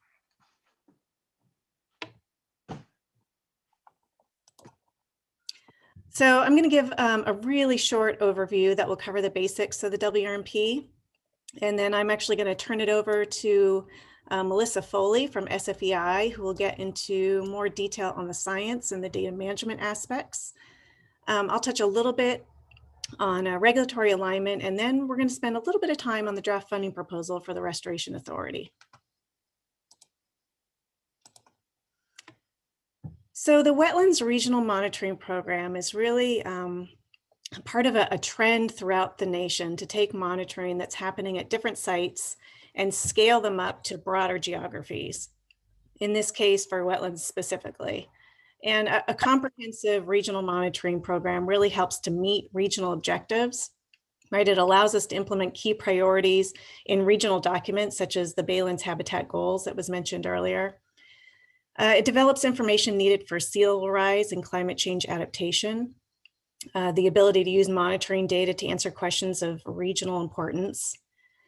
Regional monitoring informs project-specific monitoring by providing guidance for monitoring at the project level and potentially streamlining requirements, resulting in greater efficiencies. And centralized data management and analysis really adds value to existing monitoring data, right? Data can be shared rather than sitting on a shelf, which it often is now. And then overall, a regional monitoring program really capitalizes on joint investments. We know everyone's resources are really stretched thin, and greater efficiencies in wetland protection and restoration are really possible through regional coordination. So the idea of a wetlands regional monitoring program has been around really for decades, with many people from many different organizations and agencies working to advance a program such as this, including some of the people now serving on your Citizens Oversight Committee. But with some recent funding from EPA, we have been focusing really intently on the WRMP for the past about 4 years, establishing a steering committee and a science advisory team and developing a plan for the program. So the WRMP plan was released in April of last year. And the plan includes a science framework. It has a section covering administration and governance. It has a section on data management, and it also has a roadmap, which establishes priorities and funding needs and a work plan. The WRMP is a collaborative program. It's not an entity in of itself, but it's very collaborative, and we have a large suite of partners engaged in advancing the various elements. You can see the various entities participating on the steering committee and the technical advisory committee on this graphic. And then others join various short-term and long-term working groups as needed. And then the San Francisco Estuary Partnership and the San Francisco Estuary Institute, SFEP and SFEI, have been working together on a collaborative program administration role to support the WRMP. And this co-administration model really allows us to leverage established skills and core capacities in each of our organizations. It allows for agility and responsiveness for staffing needs as they arise, not unlike the collaborative model provided to the authority by the Estuary Partnership and the Coastal Conservancy staff. And it also provides a flexible model for receiving and distributing funds for program administration. But it's important to remember that the overall structure of the WRMP is really meant to support the continued engagement of partners that are critical to its success. And it builds on this collaborative model that so many people helped establish. So I'm going to turn it over to Melissa Foley from SFEI. In addition to participating as a core member of the WRMP staff team, Melissa is actually also the program manager for the San Francisco Bay Regional Monitoring Program, or Bay RMP, which is a long-standing program focused on water quality monitoring. So it's a really great nexus to have Melissa also involved in the WRMP. So Melissa's going to walk you through the science framework. Melissa. Thank you, Caitlin. So as Caitlin mentioned, the WRMP plan was published last spring and lays out the science framework. This section of the WRMP plan describes the science content, key management and monitoring questions, and plans for phased implementation. The science framework is the technical heart of the WRMP, and strategies for governance, funding, and data management are or will be structured around this framework. Next slide. The conceptual model for how science will be used to inform decision-making within the WRMP starts with guiding questions that drive where monitoring occurs, what is measured, how it's measured, and how data are analyzed, reported, and visualized. This framework is adaptive in that the data collected will inform changes to the guiding questions and monitoring over time. The three shaded or darker colored boxes in this figure here are indicative of the elements that would be supported by funding from the Restoration Authority. And the additional boxes would be funded by additional sources for the other pieces of the science framework. The steering committee, with input from the Technical Advisory Committee for the WRMP, has developed 5 guiding questions and priority recommended actions for each question to ensure the program will provide high value and that it's relevant to the challenges facing wetlands around San Francisco Estuary. The development of these questions was a critical step in getting the WRMP up and running. Next slide. In addition to the guiding questions, the WRMP has also been working on establishing the monitoring network. The monitoring network will be established at sites around the estuary that cover 3 types of wetland habitat: mature marshes, marshes at mid to late stage of evolution, and restoration projects that have been implemented over the last 20 years. This map is showing the suite of mature marshes or benchmark sites that were recently approved by the WRMP Steering Committee. This map is just a demonstration of the progress that's being done in developing that monitoring network, as well as our ability to start implementing monitoring activities. The locations of the benchmark sites highlights how different areas of the estuary are represented to facilitate our understanding of how wetlands respond to external drivers and restoration in different areas of the estuary that experience different conditions. Next slide. A monitoring program is only as good as the accompanying data management.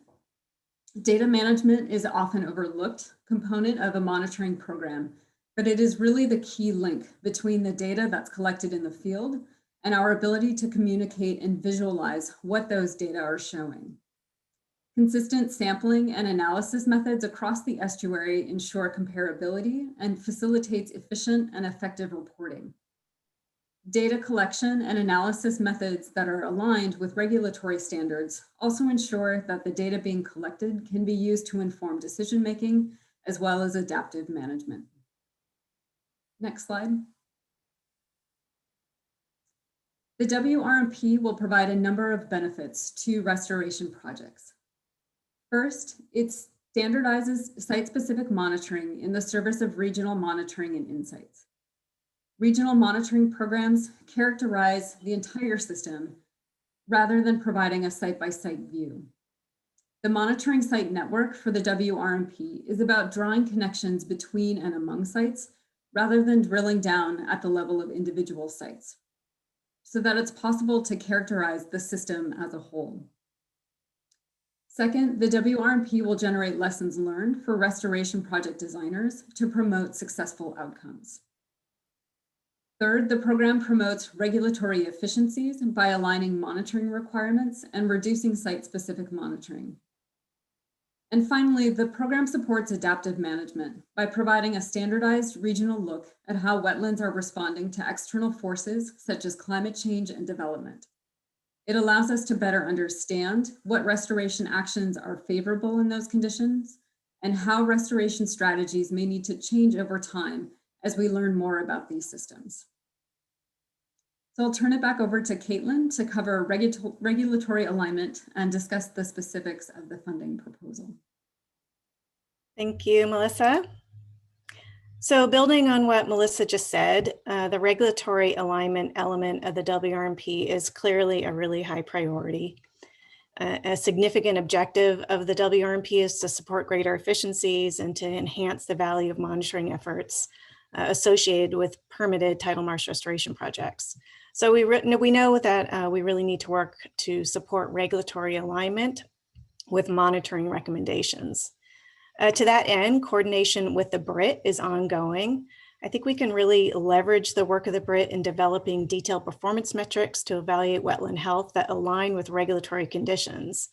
And working closely with the BRIT will ensure that these kinds of performance metrics are ground truth by those key regulatory staff to ensure success. And also coordinating with the BRIT will support the process of integrating performance metrics and the monitoring network into wetland restoration permits, and also to develop a strategy for an optional monitoring fee, which I'll talk about in a minute. So we held a two-part WRMP permitting workshop for regulatory agencies in January. And the goals of the workshop were really mostly to just advance the understanding of the WRMP and how it can support regulatory agencies, and to explore the role of regional monitoring to inform and improve regulatory requirements. So that there's much work still to be done in that arena, but we'll continue to collaborate with the BRIT. And then in addition, there's a great opportunity to coordinate the indicators from various partner programs, such as those associated with the State of the Estuary Report, the San Francisco Bay Joint Venture, the Estuary Blueprint, and other influential programs that each cover a similar territory. And this, of course, has implications for the Restoration Authority in its ability to evaluate wetland performance and restoration goals. So in terms of next steps for the program and funding in particular, so the WRMP, really requires a significant long-term investment and will likely require a real diverse funding portfolio. So there are several sort of options for funding. One is an optional monitoring fee. So this is the idea that for projects that require compliance monitoring associated with permit conditions, permittees could pay into the WRMP to carry out monitoring of their project site. This idea of optional monitoring payments will be discussed and considered by some of the regulatory agencies involved in the WRMP during the next phase of the development process. However, even if we're successful in doing that, optional monitoring fees alone are unlikely to fund the program entirely. Philanthropic sources of funding are certainly a possibility, and of course we are pursuing those opportunities, really trying to identify key aspects of the program that might be a good fit for specific funding sources. But the program will also need significant support from other funding sources, such as grants and contractual arrangements.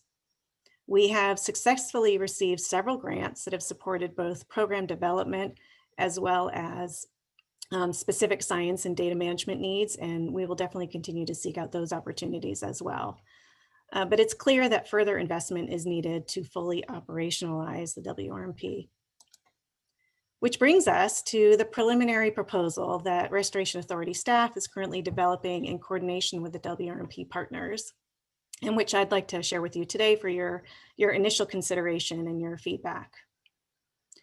In addition to coordinating with Restoration Authority staff, the WRMP partners have given several presentations to the Advisory Committee and to the Citizens Oversight Committee. Both the Advisory Committee and the Citizens Oversight Committee have expressed support of the WRMP and an interest in continued support as the WRMP moves towards implementation, with an acknowledgement of the real strong nexus between the authority and the WRMP and the potential benefits the WRMP can provide to the authority.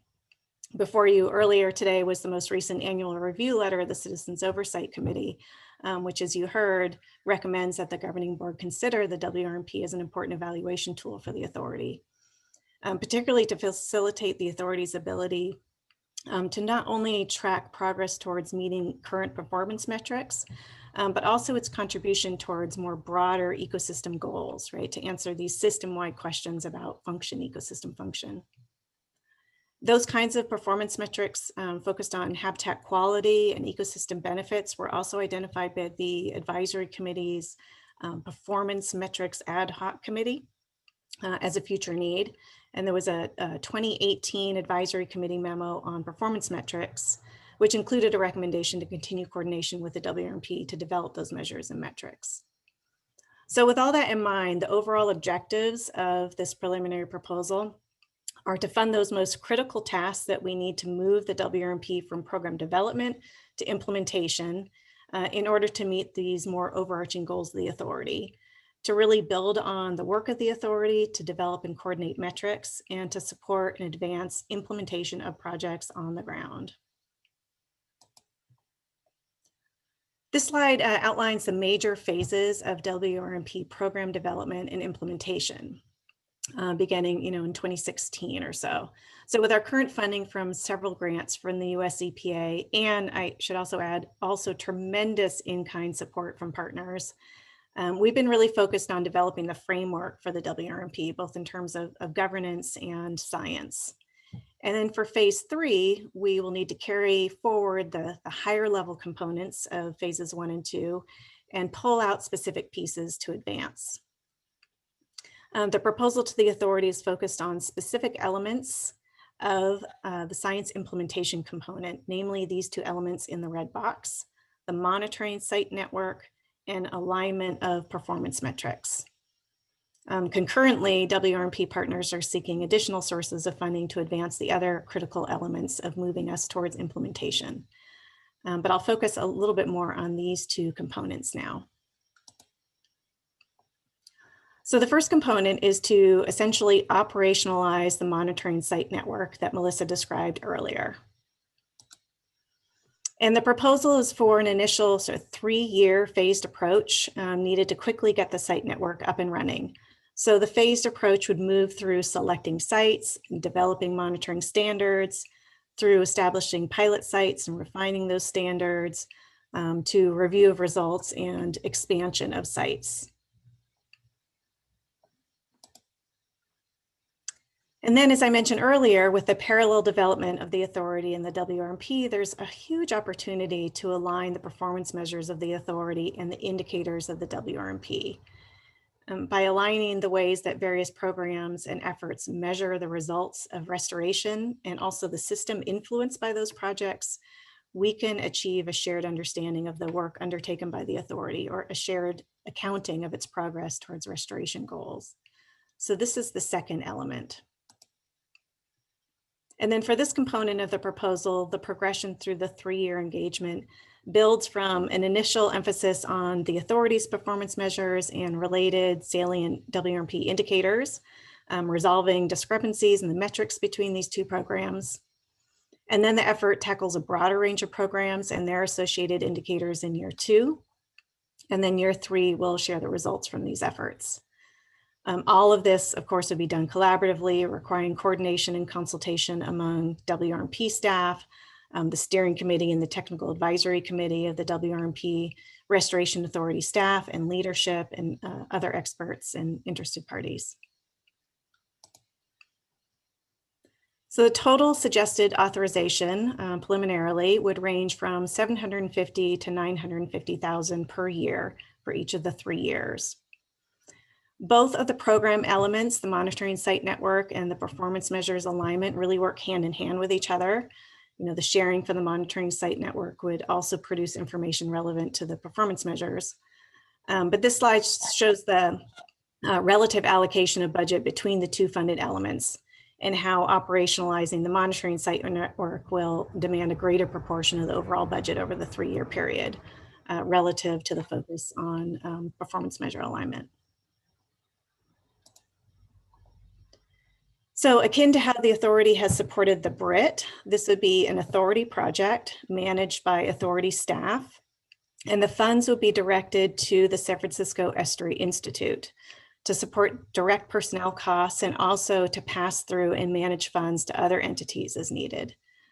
A majority of the budget would be for personnel, supporting a half-time lead scientist and also other support staff, and to facilitate the continued participation of WRMP partners and consultants as needed, and potentially some limited equipment costs associated with getting the monitoring site network up and running.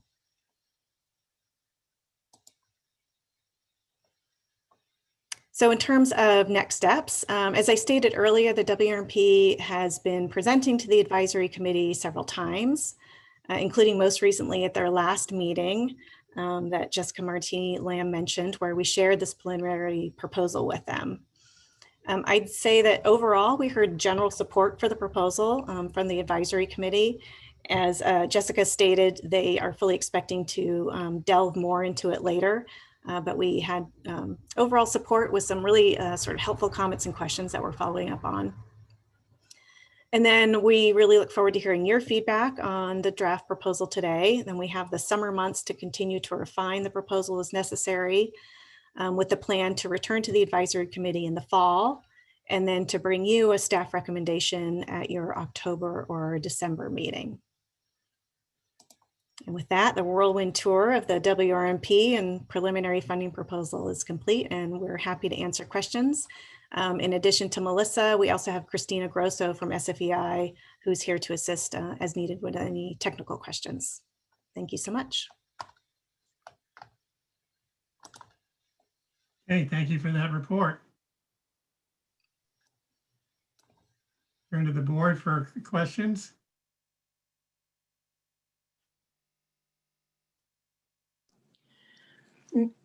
This is Susan Gorin. Not a question, but wow. Thank you so much to the Technical Advisory Committee for wading into, I think, a really important report and thoughtful process about metrics. We don't want to invest in something without monitoring and impacts and really getting to the much larger goals that we need to meet in the estuary. So thank you all for that.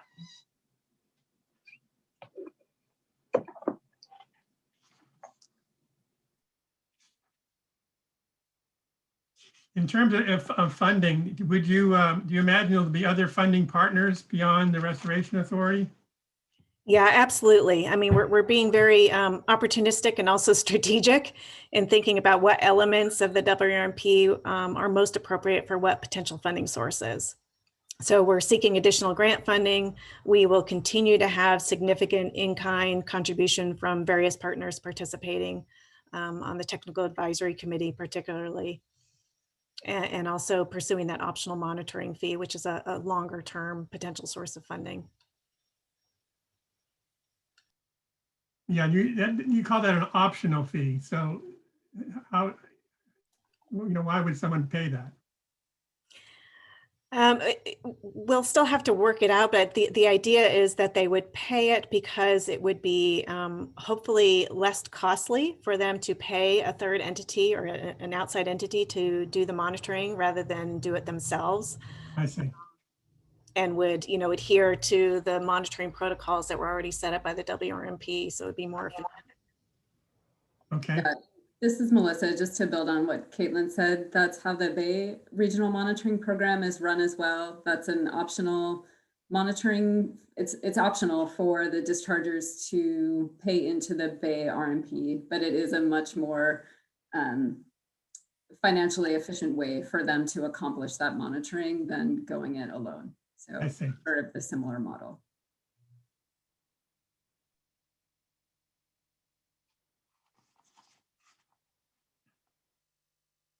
Other questions and comments?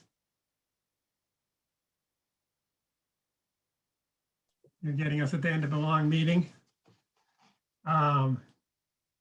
Let's check to see if we have any public comments.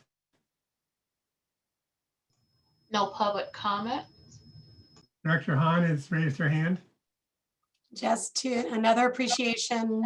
I think this is everything's so well done. And another really important piece to fill out the mandate of the authority and ensure that another way to ensure the integrity and effectiveness of the work the authority is charged to do. And I just continually impressed and grateful for the way this work unfolds. So thank you. Thank you, Director Hahn. Okay, I don't see any further hands raised. So once again, we appreciate all the hard thinking going into this, and we look forward to seeing it again in the fall. With that, I believe we have completed our agenda for the day, and we are prepared to adjourn. So I appreciate everyone spending the extra time with us today and going through a lot of important items on our agenda. Thank you, everyone. Have a good weekend. Bye, Sam. See you, Sam. Thanks, Bye, everyone. Sam. Everyone, thank you. Good luck, Sam. Thank you. Bye, Sam.